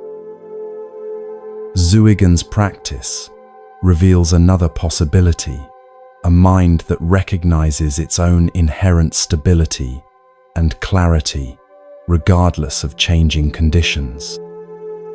Not through denial or suppression of experience, but through clear seeing of what remains constant amidst all change. The master he calls to is not separate from himself, not an authority figure imposing rules from outside. It is his own Buddha nature, his original face, before his parents were born. In recognizing and responding to this nature directly, he discovers the ground of being that depends on nothing outside itself. This teaching speaks powerfully to our modern condition. We live surrounded by voices telling us who we should be, what we should want, how we should feel. Social media amplifies this chorus to deafening levels, constantly pulling our attention outward and reinforcing the belief that our worth depends entirely on external validation. We become so accustomed to these external voices that they seem to come from within, driving us toward endless seeking, comparison, and dissatisfaction. Zuigan's practice offers a radical alternative. What if the true authority, the real master, isn't found in others' opinions or society's standards, but in your own deepest nature? What if the wisdom you seek already exists within you, waiting only to be recognized and heeded? What if true freedom comes not from controlling the external world, but from recognizing what within you remains free, regardless of circumstances? As you continue to relax more deeply, imagine yourself in Zuigan's place, sitting in the morning light of that simple temple. Feel what it might be like to call out to your own deepest nature, not as something distant or separate, but as the very core of who you are. Sense the possibility of responding from that place of clarity, of recognizing the master who has been present all along, beneath the surface noise of your busy mind. This recognition doesn't require becoming someone different from who you are now. It doesn't demand special circumstances or years of training in a monastery. It asks only for honest attention to what is already here, the awareness that reads these words, that feels your breath moving, that remains present whether thoughts are turbulent or calm, whether emotions are pleasant or painful. This awareness, this knowing presence, depends on nothing outside itself. In everyday life, Zuigan's practice might look like pausing during a moment of stress to ask, who is feeling overwhelmed right now? Who knows this feeling is happening? It might mean noticing when you've become identified with a strong emotion and gently reminding yourself, stay awake. Don't be deceived. Not as self-criticism, but as kind recognition of your wider nature. The non-dependence of mind doesn't mean disconnection from life or others. Quite the opposite. It allows for more authentic connection because you're no longer relating from need, fear, or habitual patterns. When you recognize that your essential nature doesn't depend on others' approval or external circumstances, you're free to engage with life from a place of natural responsiveness rather than anxious reactivity. Like Zuigan in his temple, you can be alone without loneliness, engaged without attachment, clear without rigidity. As sleep approaches, allow Zuigan's strange yet profound practice to work within you. There's no need to duplicate his words or method. Exactly, the essence of his teaching transcends any particular form. Simply notice the witnessing presence that remains aware as thoughts slow, as your body grows heavy, as consciousness begins its journey toward dreams. This presence, this master, neither arises when you recognize it nor disappears when you forget it. It is your birthright, your true nature, independent of all conditions, accessible in this moment, in this breath, in this gradual surrender to sleep.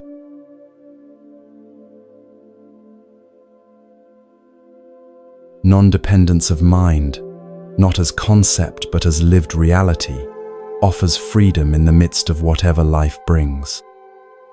Like Zuigan calling and answering himself, in that mist-wrapped temple, you contain both the question and its resolution, both the seeker and what is sought. Rest in this understanding as you drift towards sleep, knowing that what you truly are depends on nothing outside itself, complete, whole, and free, even as consciousness dissolves into the dark waters of dreams.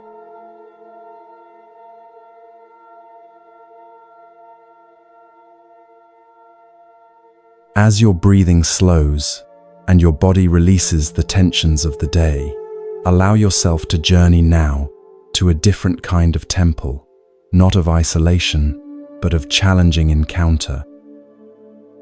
Feel the weight of your eyelids growing heavier as we travel through time to witness a pivotal moment between a confident young student and a master who understood that true wisdom often begins where intellectual certainty ends. Rain falls steadily on the tile roof of Dokuwon's temple, creating a gentle percussion that fills the meditation hall with its rhythmic presence. Water collects at the roof's edge before falling in clear streams to the stone garden below, where it traces temporary rivers between carefully placed rocks.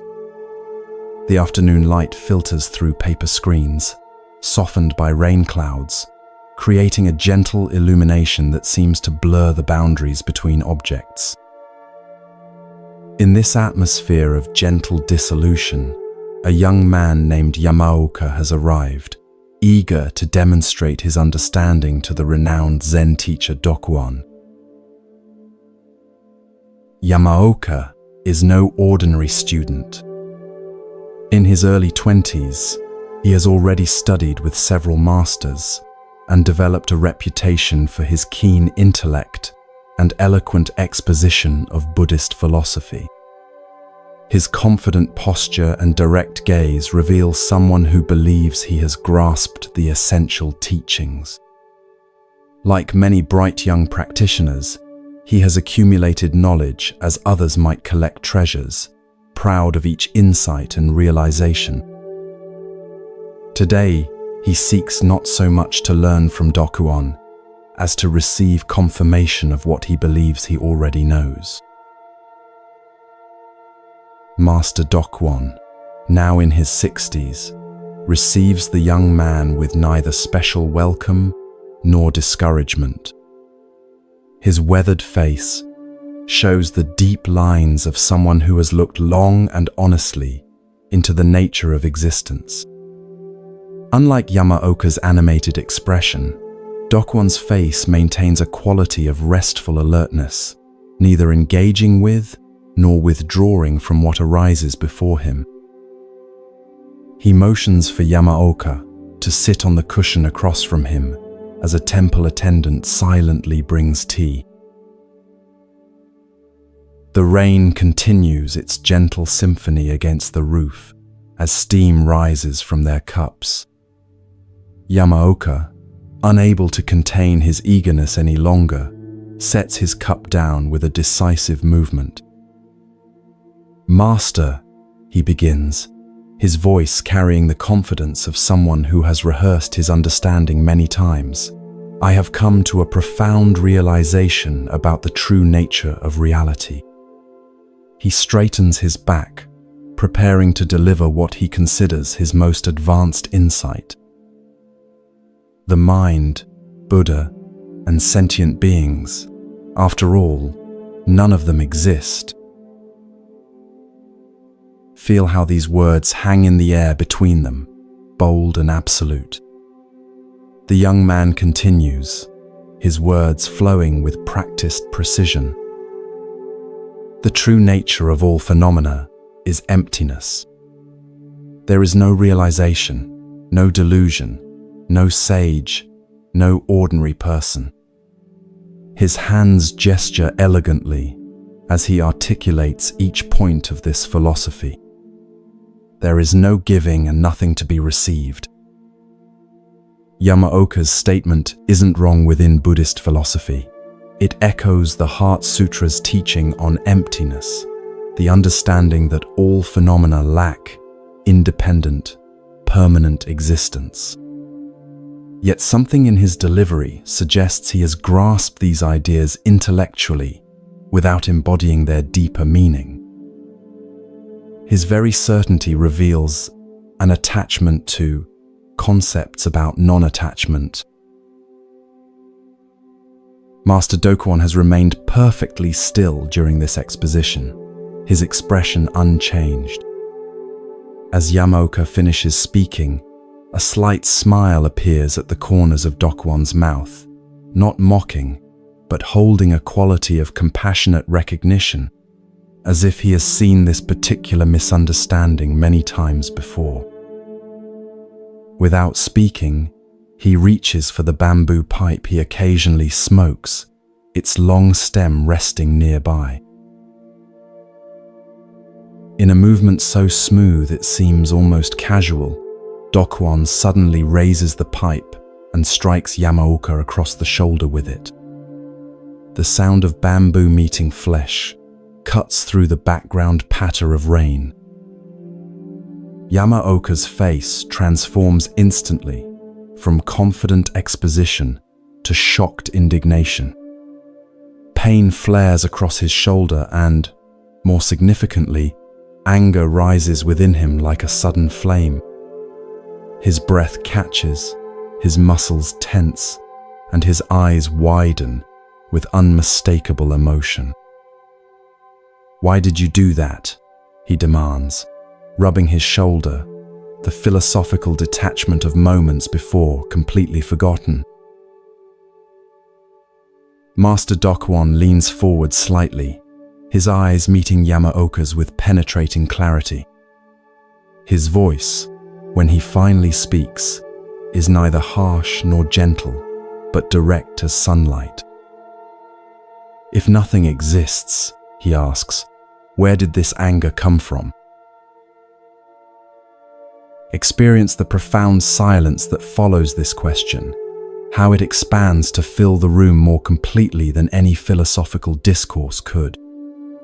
The rain continues its steady rhythm, but something has shifted in the quality of attention between the two men. In the space opened by Dokuan's question, Yamaoka confronts not just a logical contradiction, but the living reality of his own experience that transcends all concepts. The anger that flared so quickly in response to the strike was not a philosophical position, but an immediate, embodied reality. If truly nothing existed, no self, no other, no sensation, no reaction, then from where did this unmistakable anger arise? How could emptiness feel pain or indignation? In that moment of genuine emotion, the abstract understanding of nothing exists revealed itself as merely another concept, another position held by the very mind that supposedly didn't exist. Watch as understanding slowly dawns on Yamoka's face, not the satisfaction of intellectual insight, but the humbling recognition of how far conceptual understanding falls short of lived truth. The rain seems louder now, in the silence between them, each drop a tiny reminder of the world of direct experience that no philosophy can fully capture or contain. Yamaoka bows deeply, not from social courtesy, but from genuine recognition. When he straightens, his face has softened, the certainty replaced by something more valuable, authentic questioning. Master Dokuan nods slightly, acknowledging this shift, and reaches for the teapot to refill their cups. The lesson continues, in silence, as steam rises from fresh tea and rain traces patterns on the garden stones outside. This encounter reveals a central paradox on the Buddhist path. The teaching of emptiness, shunyata, is meant to liberate us from attachment to fixed views, yet it can itself become just another fixed view to which we cling. When emptiness becomes merely an intellectual position, nothing exists, rather than a direct insight into the fluid, interdependent nature of reality. It actually reinforces the very dualistic thinking it's meant to dissolve. Truly understanding emptiness doesn't mean denying the relative reality of our lived experience, the pain of a bamboo pipe striking your shoulder, the flush of anger rising in response. Rather, it means recognizing that these experiences, while real on one level, don't exist in the way we habitually imagine, as solid, separate, independent entities. They arise in dependence on countless conditions, persist for a time, and then dissolve back into the flow of experience. This understanding doesn't negate experience, but transforms our relationship to it, freeing us from the suffering that comes from grasping at what is inherently impermanent and interconnected. In your own life, notice where you might be holding ideas about spirituality or enlightenment as intellectual possessions, concepts you've accumulated, rather than truths you've embodied. Perhaps you understand intellectually that all things are impermanent, while still reacting with surprise and resistance when change inevitably arrives. Maybe you've read extensively about non-attachment while still feeling the sting of loss when something valued disappears from your life. These contradictions aren't failures, but invitations to move beyond the comfortable territory of concepts into the more challenging landscape of direct experience. Dokuan's question, "Where did this anger come from?" offers a practice we can apply whenever we find ourselves holding spiritual understanding as mere concept. When strong emotions arise, rather than denying them in the name of spiritual ideals, or being completely swept away by their intensity, we can meet them with this question. Not to analyze intellectually, but to look directly at the living reality of our experience. From where does fear arise? From where does joy emerge? From where does confusion appear? This direct looking cuts through layers of concept and brings us face to face with the mystery of our own consciousness, neither empty nor solid, neither existent nor non-existent in any absolute sense.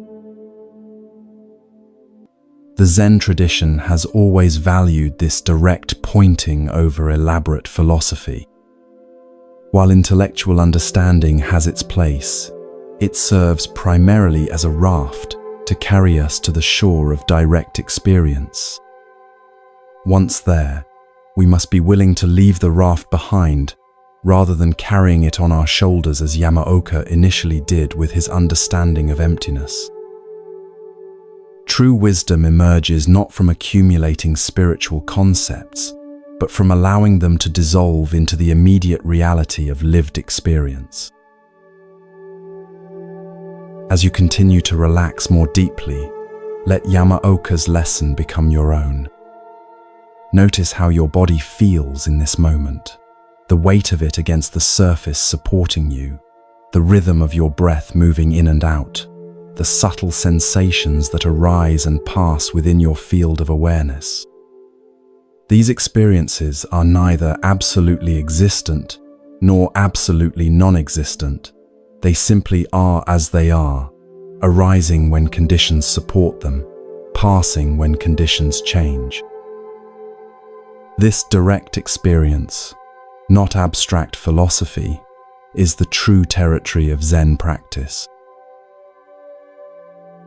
Perhaps, like Yamaoka, you've sometimes mistaken the map for the territory, believed that understanding spiritual teachings intellectually was the same as embodying them in your life.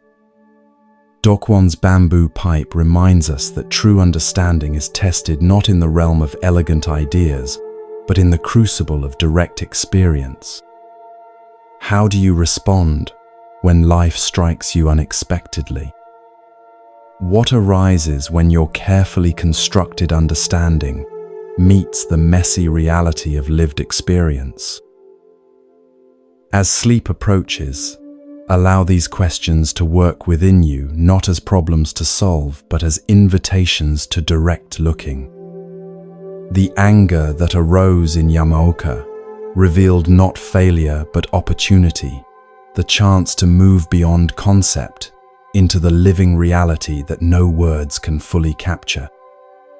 Your own experiences, whether pleasant or painful, offer the same invitation to meet life not through the filter of accumulated understanding, but with the fresh, direct attention that reveals its true nature. In this meeting of direct experience, neither grasping at existence nor hiding in non-existence, the middle way of Buddhism reveals itself, not as philosophy, but as the very ground of being. Neither solid nor empty, neither permanent nor non-existent, reality shimmers with a quality that transcends all concepts, yet manifests as this very moment, this very breath, this gradual surrender to sleep. Rest in this understanding as consciousness begins its journey toward dreams, knowing that true wisdom lies not in elegant ideas about nothing existing, but in the simple wonder of experiencing whatever arises, just as it is.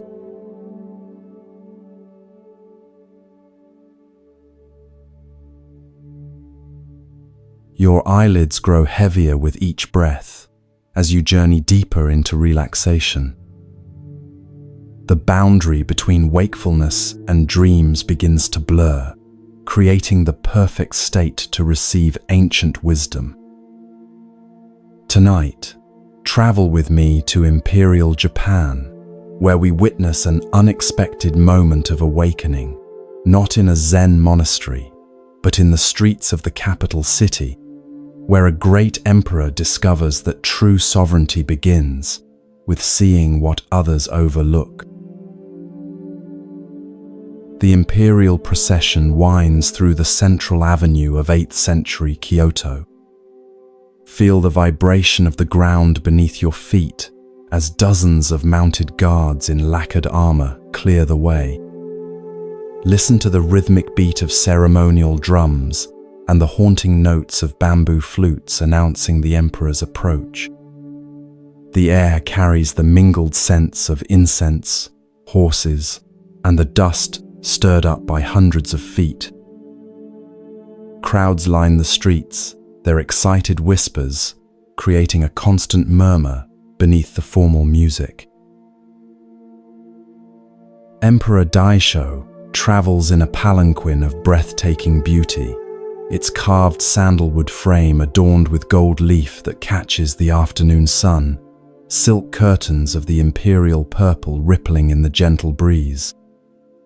8 bearers, selected for their perfect matching height and strength, carry this mobile throne with such synchronized precision that the emperor inside feels no jarring movement, only the smooth sensation of gliding above the common ground. The palanquin symbolizes his separation from ordinary existence, elevated, protected, set apart from the mundane world of his subjects.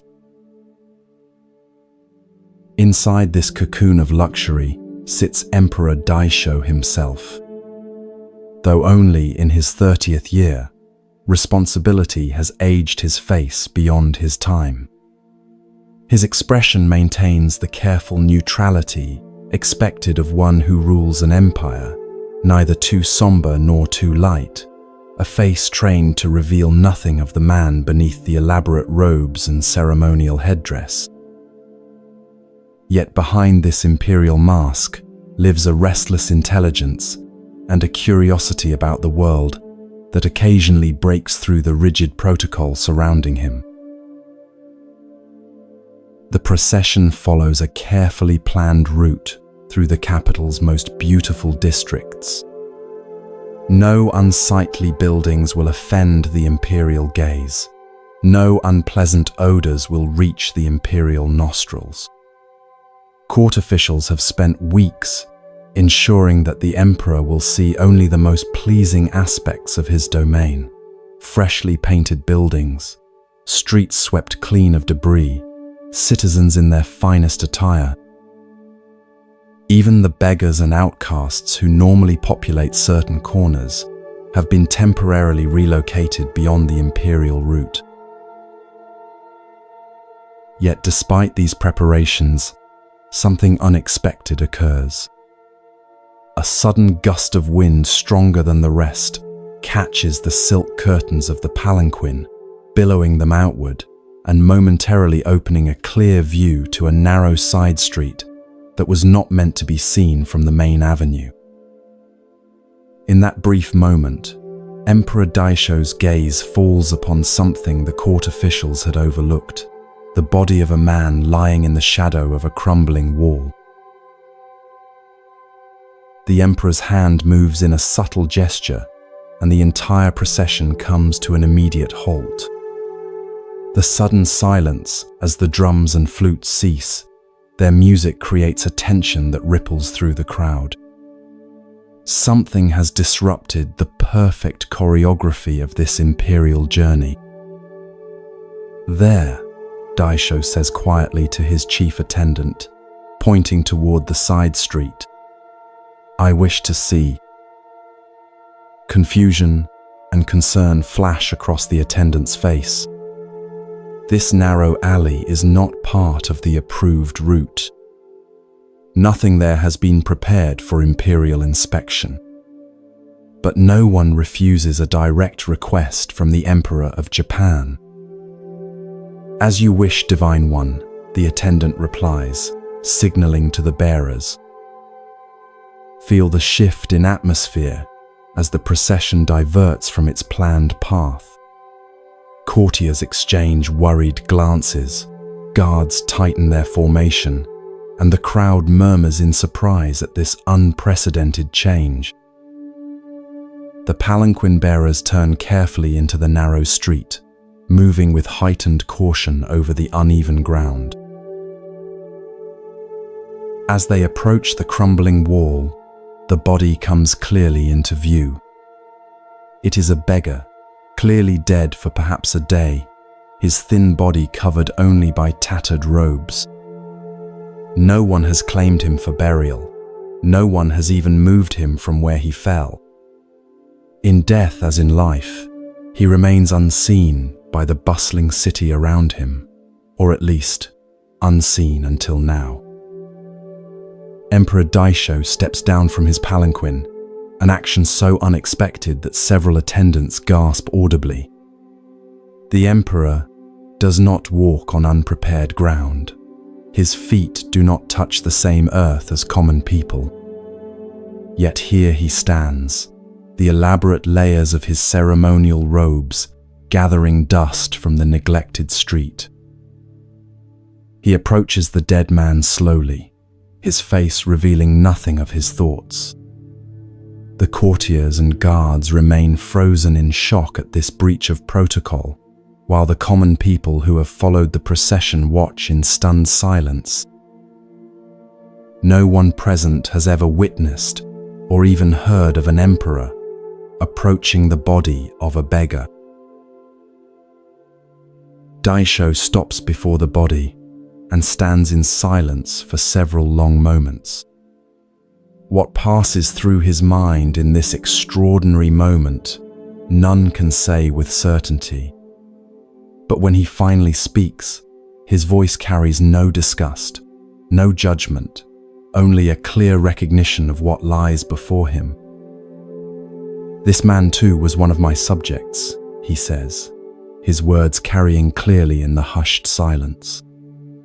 "Yet he died alone, uncared for, and remains unburied." He turns to face his chief minister, who has hurried to his side. "How can I claim to rule this land when such things happen within the shadow of my own palace?" The minister begins to offer excuses, that there are too many beggars to count, that court resources cannot extend to every unfortunate, that surely the emperor cannot be expected to concern himself with such lowly matters.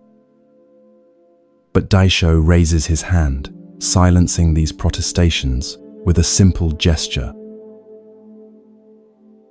"I wish for this man to receive proper burial rites," he commands.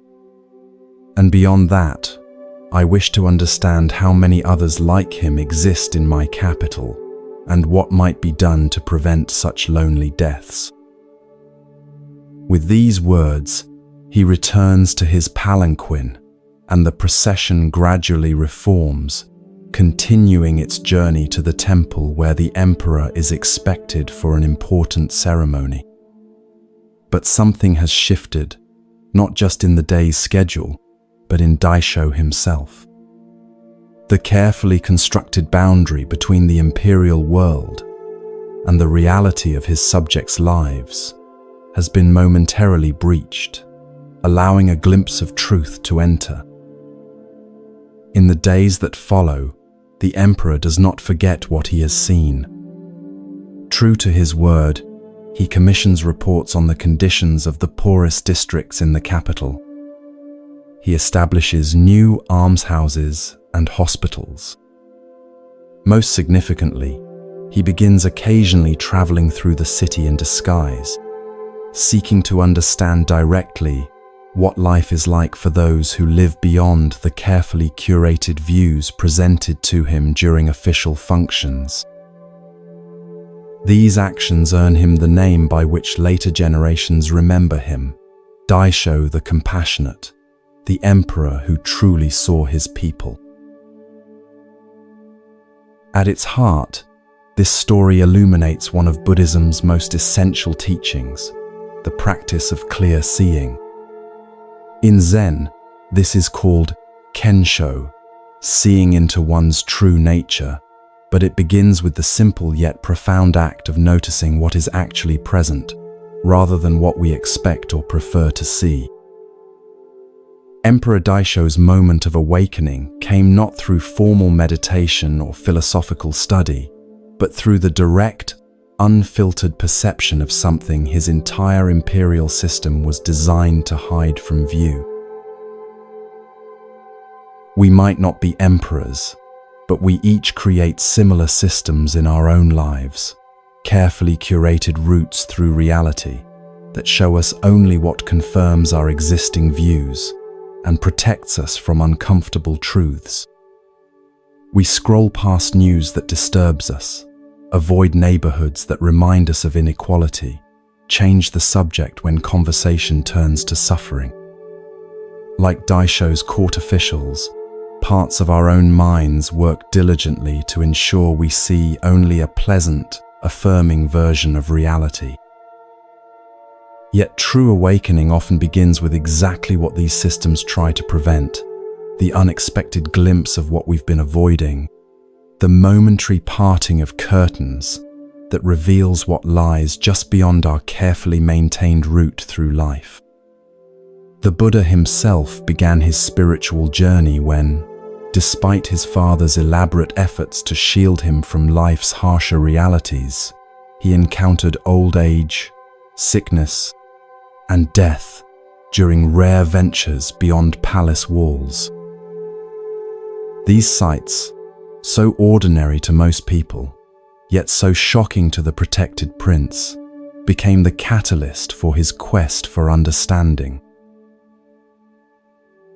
In the Zen tradition, this quality of open, unfiltered noticing is cultivated through practices like shikantaza, just sitting, where we learn to be present with whatever arises, without automatically turning away from the uncomfortable or grasping at the pleasant.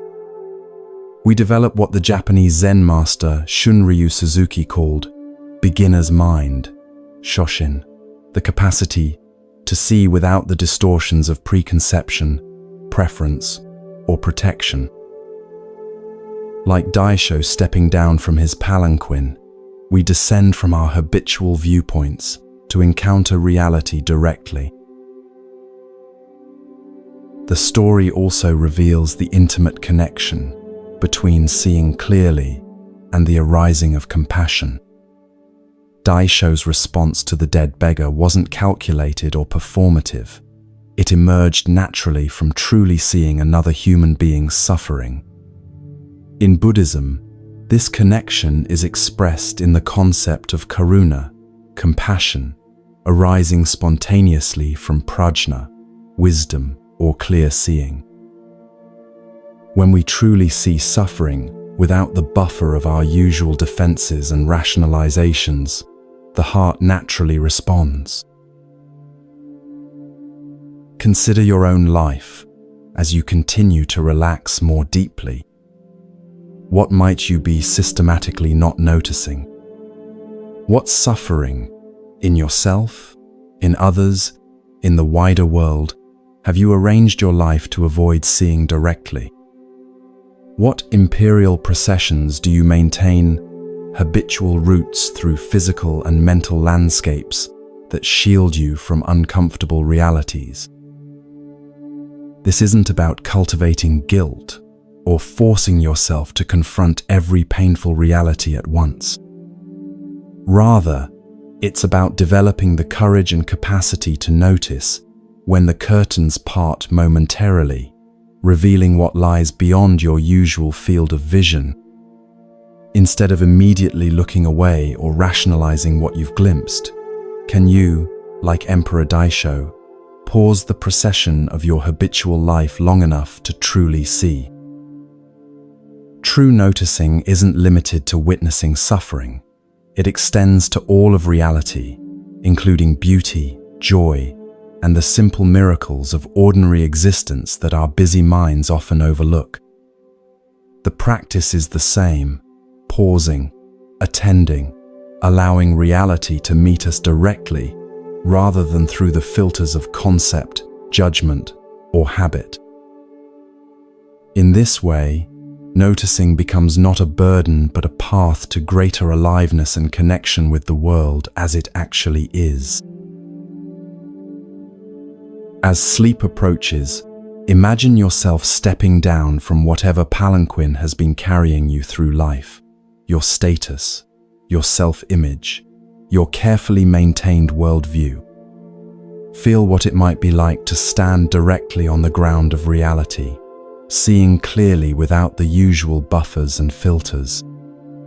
Notice how the heart naturally responds when we meet life this way, not with judgment or aversion, but with the same compassionate recognition that moved Daisho to action. This, too, is part of my realm, we might say, of whatever we've been avoiding or overlooking. This too deserves my care and attention.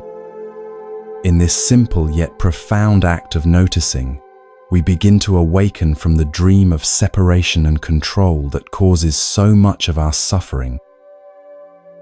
Like Daisho the Compassionate, we discover that true sovereignty begins not with protecting ourselves from reality, but with the courage to see it clearly, respond appropriately, and carry this seeing into action in the world.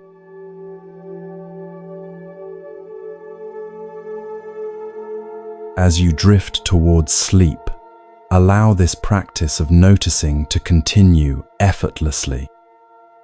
The sensations in your body, the thoughts crossing your mind, the emotions rising and falling, all can be met with the same clear, compassionate attention that transformed an emperor into a truly wise ruler. Rest in this open awareness as consciousness gradually dissolves into sleep, knowing that the capacity to truly notice, to see beyond the curtains of habit and preference, remains available in each moment, offering a direct path to wisdom, compassion, and freedom.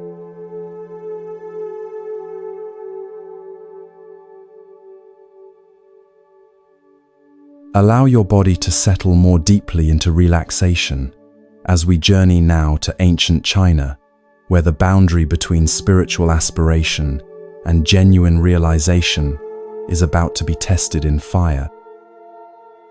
With each breath, feel yourself transported across time and space to a small village nestled between mist-covered mountains, where an unexpected teacher is about to deliver one of Zen's most searing lessons. The morning sun filters through bamboo groves, creating dappled patterns that shift with each gentle breeze. Dew still clings to grasses along the narrow footpath that winds between rice paddies toward the outskirts of the village. Here, the cultivated fields gradually surrender to wilder growth, twisted pines and flowering shrubs that mark the transition to the mountains beyond. Follow this path with your mind's eye until you notice a simple structure emerging from the landscape, a small hut built of local timber with a thatched roof now weathered by several seasons of sun and rain. This humble dwelling belongs to a monk who has lived here for 20 years. Unlike the bustling temple in the distant capital, where he began his training, this solitary hut offers the perfect setting for deep meditation practice. No temple bells marking time, no complex schedule of ceremonies, no politics of monastic hierarchy, just silence, simplicity, and the rhythm of his own breath. Here, he believes, he will surely attain the enlightenment he has sought with such dedication. Inside the hut, the monk sits in perfect meditation posture on a worn cushion. His legs are folded in the lotus position, his spine straight but not rigid, his hands resting in his lap in the cosmic mudra, left palm up, right palm resting upon it, thumbs lightly touching to form a perfect oval. His eyes remain half open, gazing softly at the earthen floor before him. His breath moves in and out with the unhurried rhythm of deep concentration. The interior of the hut reflects his commitment to simplicity, a sleeping mat rolled neatly against one wall, a shelf holding a few sutras, a small altar with a simple Buddha figure, and a stick of incense, sending a thin line of fragrant smoke toward the ceiling. What you cannot see from outward appearances is the subtle pride that has taken root within him. Over these 20 years, his practice has become a kind of spiritual accomplishment in his own mind. He takes satisfaction in his austerity, his discipline, his separateness from ordinary life. He believes himself advanced on the path, perhaps even close to the enlightenment he has pursued so diligently. This subtle error, mistaking the form of practice for its essence, has grown so gradually that he himself remains unaware of it. Each day for the past year, an old woman from the village has supported his practice by bringing food. Feel the smoothness of the worn wooden bowl she carries, filled with rice and simple vegetables harvested from her own garden. Notice her hands, gnarled like ancient tree roots from decades of labor, yet still strong enough to carry water, tend crops, and support this monk she believes to be a holy man. In her weathered face, lines map a lifetime of joys and sorrows, laughter and tears, all met with the direct simplicity that comes from living close to the fundamentals of existence. For 20 years, she has heard villagers speak of the monk's dedication. For 20 years, she has set aside a portion of her own modest harvest to support his spiritual endeavors.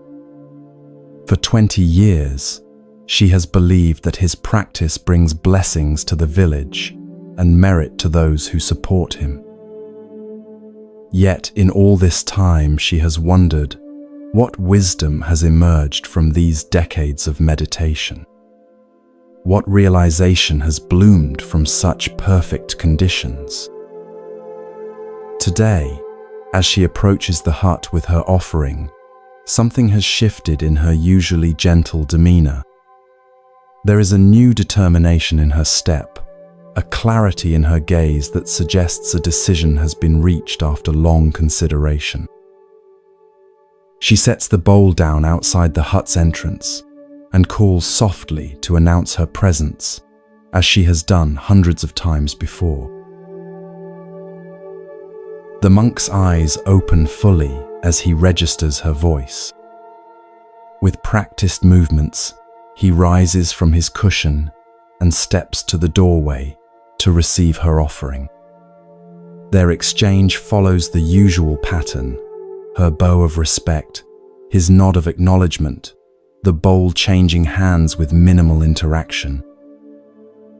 But today, as he turns to go back inside, she speaks words that break their established routine. "Before I go," she says, her voice carrying unexpected authority, "I would like to ask you a question." The monk pauses, surprised by this deviation from their silent ritual. "Of course," he responds, though a hint of impatience colors his tone. His morning meditation has been interrupted, after all. Feel the weight of the moment as the old woman looks directly into his eyes and asks, "In all your years of study and meditation, what have you understood about Buddha's teaching? What wisdom has your practice revealed?" The monk straightens slightly, pleased to have an opportunity to demonstrate his spiritual attainment. "I have realized that Buddha, nature pervades all things," he begins, his voice taking on the measured cadence he remembers from his teachers. "Everything is emptiness. Form is no other than emptiness. Emptiness no other than form. All phenomena arise and pass away like dreams, like illusions, like bubbles on a stream." He continues with similar phrases, eloquent echoes from sutras he has memorized and concepts he has contemplated during his years of practice. As he speaks, something shifts in the old woman's expression, not toward the reverence or gratitude he might expect, but toward a deepening disappointment. When he finally finishes his explanation, silence hangs between them for several long moments. Then, without warning, she does something completely unexpected. She throws the bowl of rice to the ground. The ceramic shatters on the hard-packed earth, rice scattering like snow across the threshold of his hut. 20 years! She exclaims, her voice sharp with sudden anger. 20 years I have supported your practice, and you have nothing to show for it but dead words and borrowed ideas. She gestures toward the spilled rice, the broken bowl. This rice was alive until it was harvested. These vegetables grew from living soil. Even this bowl was shaped by hands that know what it means to create, rather than merely recite. The monk stands frozen in shock, unable to formulate a response to this unprecedented disruption of his carefully ordered existence. His face flushes with a mixture of embarrassment and indignation. Before he can gather himself to speak, the old woman turns and walks away, leaving him standing amid the scattered remnants of her offering. For the remainder of the day, the monk attempts to return to his meditation, but finds his concentration shattered. The old woman's words and actions have disturbed something fundamental in the structure of his practice. Doubt begins to seep into the cracks opened by her challenge. Has his practice been truly alive, or merely a perfect performance of spiritual forms? Has he been seeking wisdom or merely accumulating knowledge? These questions circle in his mind, like autumn leaves caught in a whirlwind, refusing to settle. As evening approaches, he notices the old woman returning along the path from the village. Perhaps she has reconsidered her outburst, he thinks. Perhaps she has come to apologize and restore the harmonious arrangement they have maintained for so long. But as she draws nearer, he sees something alarming in her hands. Not a bowl of food, but a burning torch. Feel the sudden acceleration of the monk's heartbeat as he realizes her intention. He rushes from the hut, arms outstretched in protest. "What are you doing?" he cries. "This hut is all I have." The old woman's face shows neither anger nor malice now, but a calm determination tempered with compassion. "If your understanding were real," she says quietly, "you would know that nothing of value can be taken from you." She steps forward, torch extended toward the thatched roof that has sheltered his meditation for 20 years. "If your realization were genuine, you would understand that this hut is no more permanent than the morning dew, no more substantial than the mist on the mountains." Before the monk can intervene, she touches the torch to the dry thatch. Flames catch and spread with frightening speed, transforming the simple structure into a column of fire that illuminates the gathering dusk. Heat radiates outward in waves, as 20 years of the monk's life, his sutras, his altar, his meditation cushion, are consumed in the blaze. Watch the monk's face as he witnesses this destruction. At first, there is shock and anger. How could she do this? By what right does she destroy what he has built with such care? But as the flames rise higher, something shifts in his expression. The gap between his spiritual theories and the reality of his attachment becomes undeniable. The emptiness he has discussed so eloquently is now a direct, lived experience as his possessions and identity literally turn to ash before his eyes. In this blazing moment of truth, something genuine awakens within him, not the enlightenment he had imagined, with himself at its center, but a humbling recognition of how far his practice has drifted from authentic realization. The fire illuminates not just the night, but the subtle spiritual materialism that has guided his path. As his hut collapses into embers, tears begin to stream down his face, not just for what he has lost, but for what he is finally beginning to understand. The old woman watches silently, the empty torch now resting at her side. When she sees the transformation in his expression, the genuine awakening that has emerged from this devastating lesson, she nods once, as if confirming that her difficult task is complete.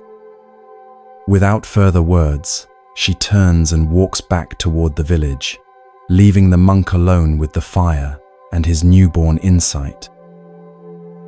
Later, villagers would tell how they found him sitting in meditation posture before the cooling ashes of his hut, his face transformed by an authenticity and humility that had been missing despite his perfect form. Some say he eventually built another simple shelter on the same spot.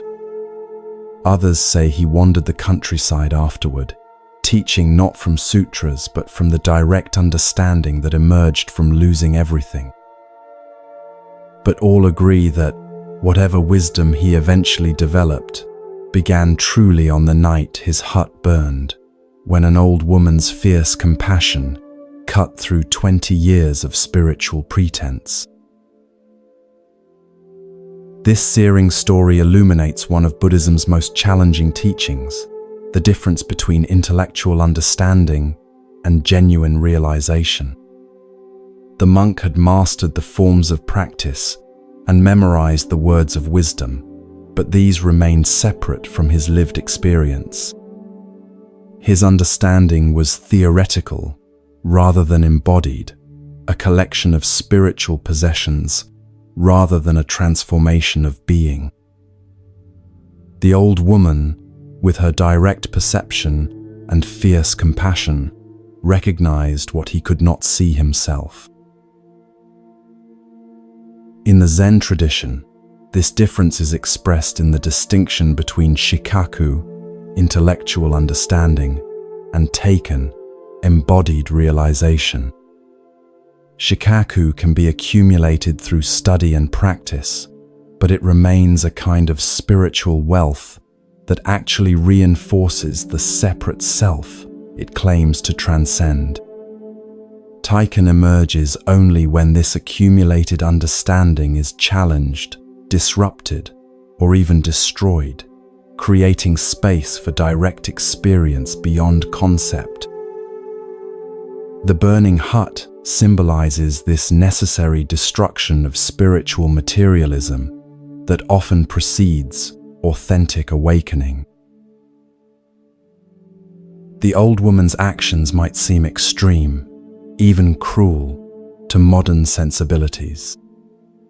Yet they embody what Zen calls compassionate means, hoben, actions that appear harsh on the surface but arise from genuine concern for another's liberation. Like a surgeon who causes pain while removing a tumor, she recognized that the monk's spiritual pride had become an obstacle that gentle correction could not penetrate.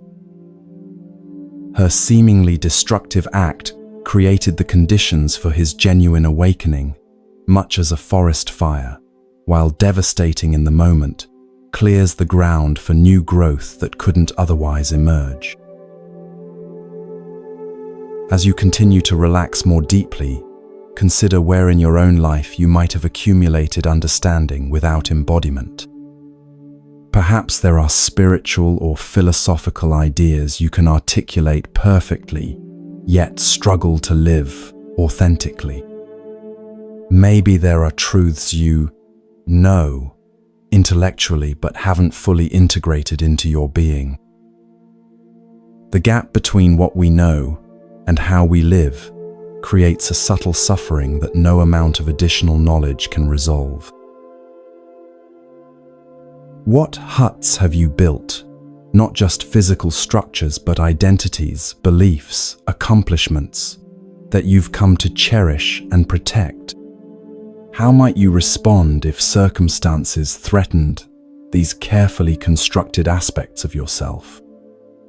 The monk's initial reaction, panic, protest, Anger reveals how easily spiritual understanding collapses when our security is genuinely threatened. Yet it is precisely in these moments of disruption and loss that our practice is most deeply tested and the possibility of authentic realization emerges. True spiritual maturity isn't measured by how much we've accumulated, whether possessions, knowledge, or even meditative experiences, but by how we respond when these things are taken away. Can we meet loss with the same equanimity as gain? Can we face criticism with the same openness as praise? Can we accept failure with the same grace as success? These questions point toward a lived wisdom that goes beyond concepts to the heart of what spiritual practice ultimately offers. Not security from life's uncertainties, but the capacity to meet whatever arises with presence and authenticity. As sleep approaches, imagine sitting before the cooling embers of everything you've relied upon for security and identity. Feel what remains when these external supports are stripped away. Notice the spaciousness that opens when we release our grip on who we think we should be and what we believe we should know. There is a freedom in this surrender that no spiritual accomplishment can provide. The freedom of discovering that our essential nature needs no protection, no validation, no hut to shelter it from the elements of existence. The old woman's fierce wisdom offers us this invitation to move beyond the safety of perfect form into the vulnerable authenticity of direct experience. Not by abandoning practice, but by allowing it to transform from performance to presence, from accumulation to embodiment, from knowing about to being with.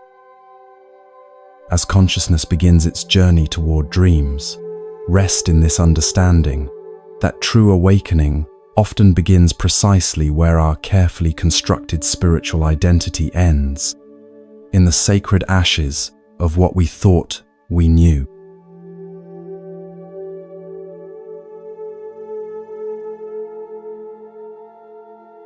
Let the weight of your body surrender completely to the surface, supporting you as we journey to the final story of our night's exploration. Each breath draws you deeper into relaxation. Each heartbeat carries you further from daily concerns toward a twilight realm where ancient wisdom speaks directly to your innermost being.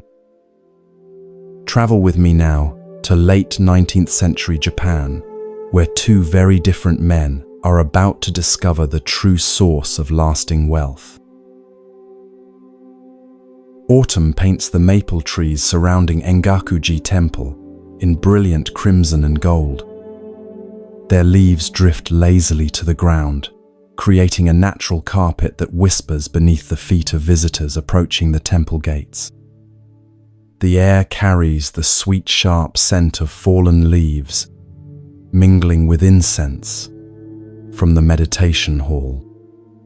In the distance, the bronze temple bell sends its deep resonance across the valley, calling monks to afternoon practice. Each detail of this scene feels heightened, as if nature itself is preparing a setting for the significant encounter about to unfold. Through this autumn splendor walks a man whose presence seems at odds with the temple's simple aesthetic. Feel the weight of fine silk in his kimono. See how sunlight catches the gold threads woven into his outer robe. His hands, soft and uncalloused, betray a lifetime of privilege, hands that have never drawn water from a well or harvested rice from paddies. His posture carries the confident bearing of someone accustomed to deference, yet today there is tension in his shoulders, a subtle furrow between his brows. This is Tanaka, one of Japan's wealthiest merchants, a man who has built an empire of silk and shipping that stretches from Hokkaido to Kyushu. Despite his material success, something has drawn Tanaka to this temple today. Not religious devotion or spiritual curiosity, but a persistent emptiness that his growing fortune has somehow failed to fill. With each business triumph, with each acquisition of property or art or influence, the satisfaction he expected has proven increasingly fleeting. Sleep eludes him more frequently now. Anxiety about protecting his wealth has become his constant companion. Even his family has noticed the change, how his mind seems always elsewhere, how joy seldom lights his eyes even amid luxury and accomplishment. This private suffering has led him to seek out the abbot of Engaku-ji, Master Soen Shaku, a teacher whose reputation for wisdom has spread far beyond temple walls, to reach even the busy merchant districts of Tokyo. Tanaka has heard that this Zen master offers insights that penetrate to the heart of human experience, cutting through confusion with the precision of a master swordsmith's blade. Though skeptical of priests in general, whom he often considers parasites living off the donations of the productive, Tanaka has reached a point where his desperation outweighs his prejudice. As he passes through the temple gate, notice how his pace slows involuntarily. The temple's atmosphere, its profound silence punctuated only by natural sounds, its ordered simplicity, its sense of timelessness, affects him physically before his mind can armor itself with judgment. For a moment, the constant internal chatter of profit calculations and competitive strategies falls quiet, replaced by a strange, almost uncomfortable awareness of his own breathing, his own heartbeat. This momentary silence within himself is perhaps the first gift of Engaku-ji, offered before he even meets its teacher. A young monk guides Tanaka through the temple grounds toward the abbot's modest quarters. Feel the smooth wooden planks of the covered walkway beneath your feet. Notice how they have been polished by countless footsteps over generations. Breathe in the subtle fragrance of aged wood and tatami that permeates these spaces. Each element of the environment speaks of care, attention, and the accumulation of mindful presence rather than material wealth. For Tanaka, accustomed to equating value with costliness, the dignified poverty of these surroundings is both foreign and faintly disturbing. The monk slides open a simple wooden door and gestures for Tanaka to enter. The room beyond is small and sparsely furnished, a worn cushion on the floor, a low writing desk, shelves holding a few scrolls and books. The only decoration is a single calligraphy scroll hanging in the tokonoma alcove, its bold black brushstrokes spelling out a phrase Tanaka cannot immediately decipher. Near the desk kneels a middle-aged man, dressed in the plain black robes of a Zen priest, seemingly absorbed in writing. This is Master Soen Shaku, the first Zen teacher who would later travel to America and introduce these ancient teachings to the Western world. Though not physically imposing, something in his presence fills the small room, not with dominance, but with complete attentiveness. When he looks up at his visitor, his gaze carries neither judgment nor eagerness to impress, just a clear, direct seeing that seems to penetrate beyond Tanaka's carefully maintained facade. Tanaka bows with precisely the degree of respect appropriate when a wealthy patron addresses a religious figure, polite but not subservient. Soen Shaku returns the bow with natural dignity, then gestures to the cushion opposite his own. No unnecessary words are exchanged, no small talk about the beautiful autumn day or Tanaka's journey to the temple. The merchant appreciates this efficiency, so similar to his own business dealings, though he doesn't yet recognize it as the Zen quality of directness rather than social expediency. Once seated, Tanaka clears his throat slightly. Though accustomed to dominating conversations, something about this simple room and this quiet man makes his usual approach feel suddenly inappropriate. "Master," he begins, the formal title feeling strange on his tongue, "I have achieved significant success in my business ventures. My warehouses are filled with goods. My ships travel to distant ports. My name is respected in financial circles throughout Japan." He pauses, unexpectedly uncomfortable with this recitation of accomplishments that in other contexts would establish his importance. Soen Shaku remains silent, neither impressed nor dismissive, simply present with complete attention. This quality of listening, not waiting for his turn to speak, not mentally formulating responses, but truly receiving another's words, is unfamiliar to Tanaka, who is accustomed to people either fawning over his success or envying it. Despite this success, Tanaka continues, his voice lowering slightly as he approaches the real purpose of his visit, "I find myself unsatisfied, restless. Each achievement brings only momentary contentment before anxiety returns." A vulnerability he hadn't intended creeps into his voice. "I had believed that once I accumulated sufficient wealth, a sense of security and peace would naturally follow.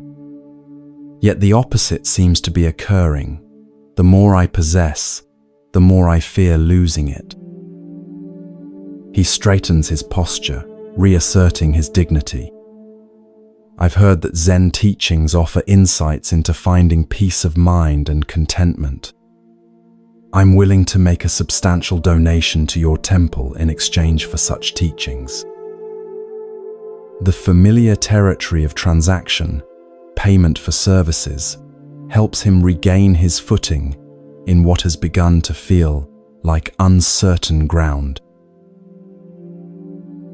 Master Soen Shaku receives these words with the same attentive presence, neither leaning toward the offer of donation nor away from it. After a moment of silence that seems to expand beyond its actual duration, he responds, his voice carrying neither judgment nor eagerness to convince.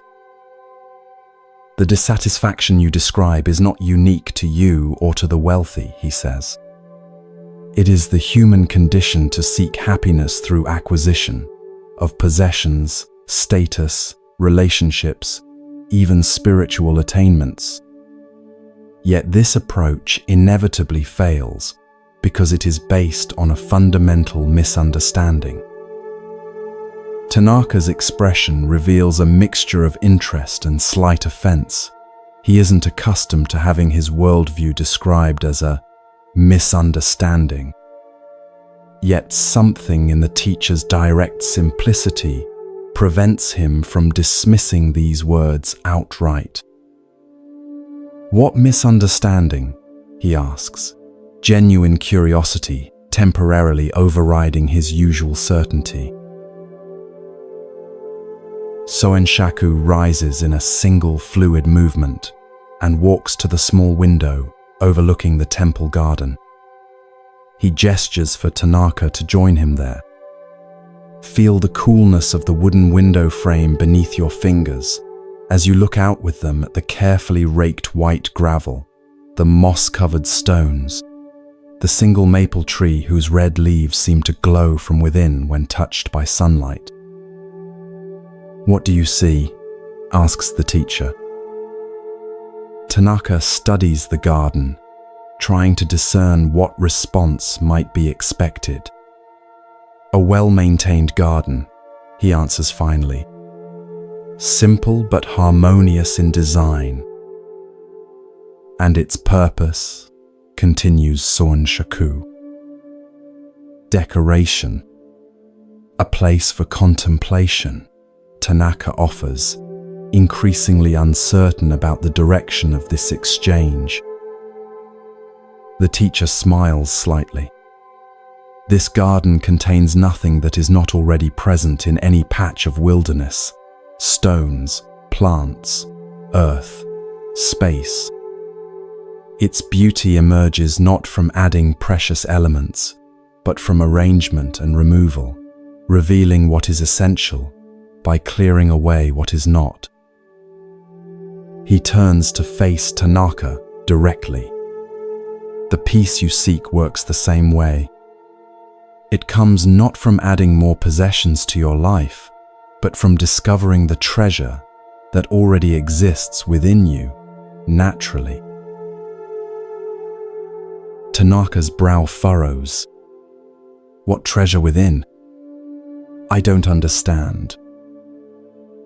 Instead of explaining further, Soen Shaku returns to his cushion and gestures for Tanaka to resume his place opposite.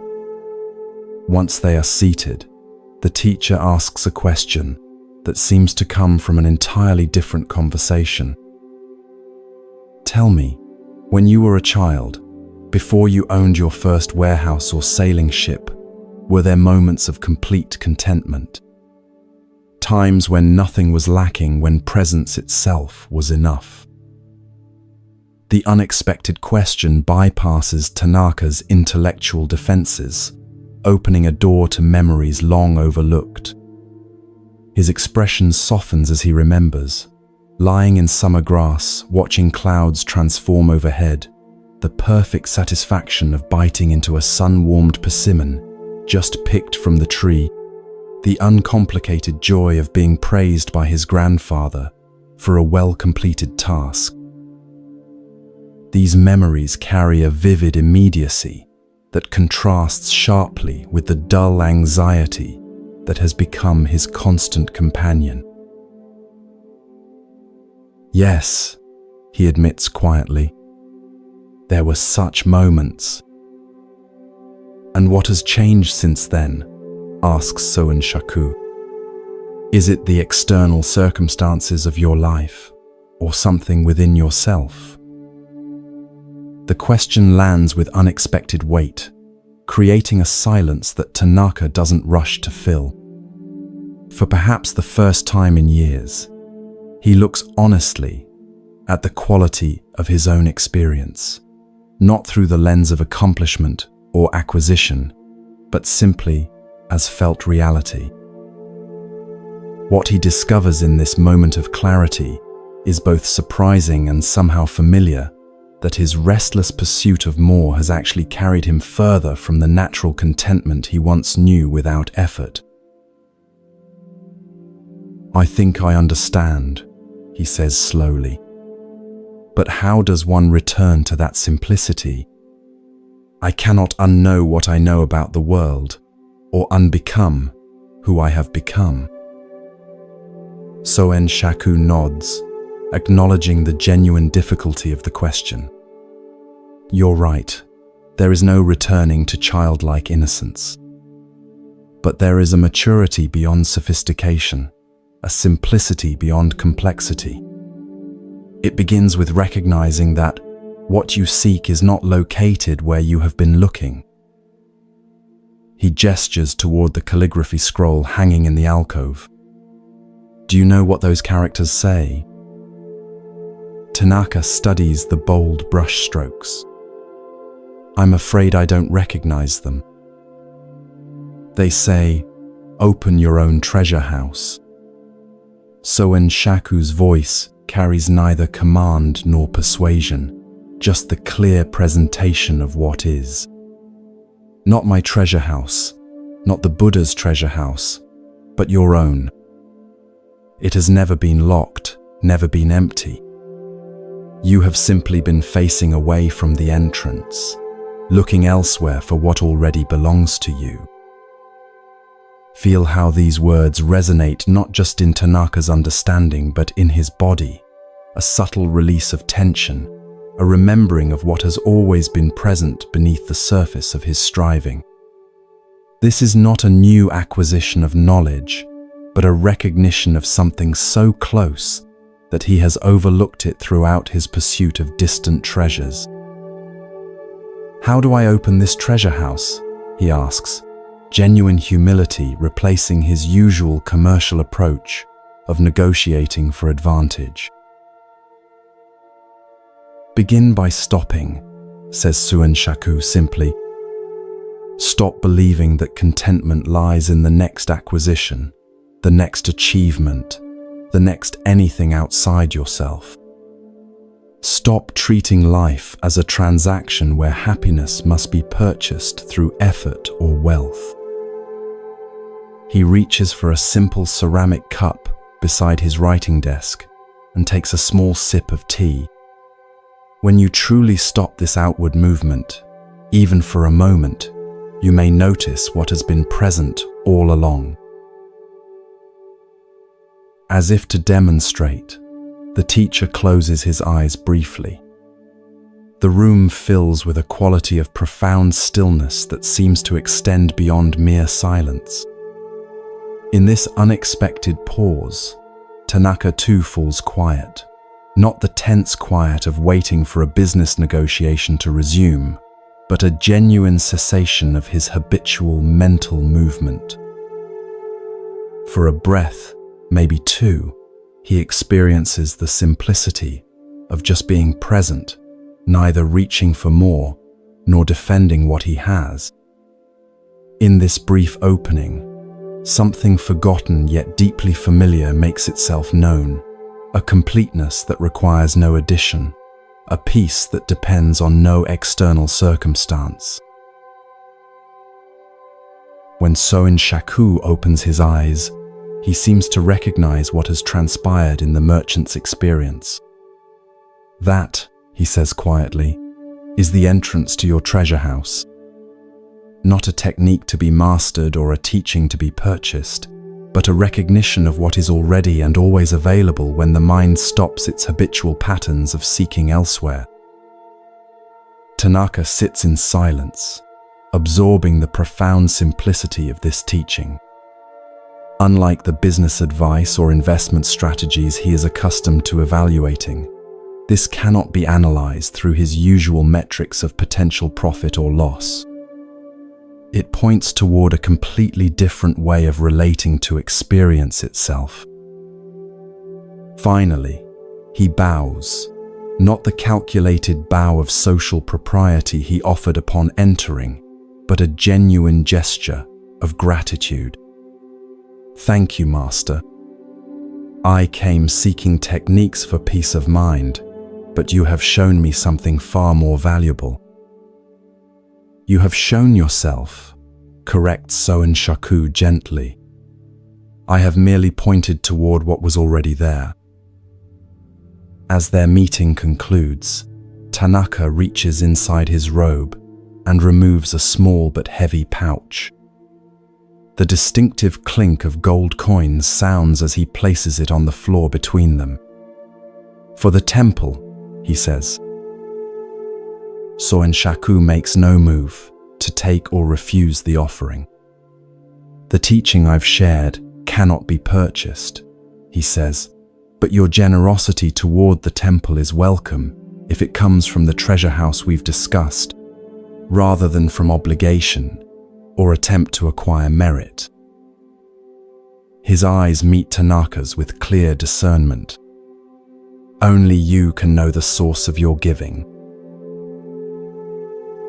Something shifts in Tanaka's expression as he recognizes the choice before him to treat even this donation as a transaction, a spiritual purchase, or to allow it to flow from the natural generosity that emerges when we recognize our inherent completeness.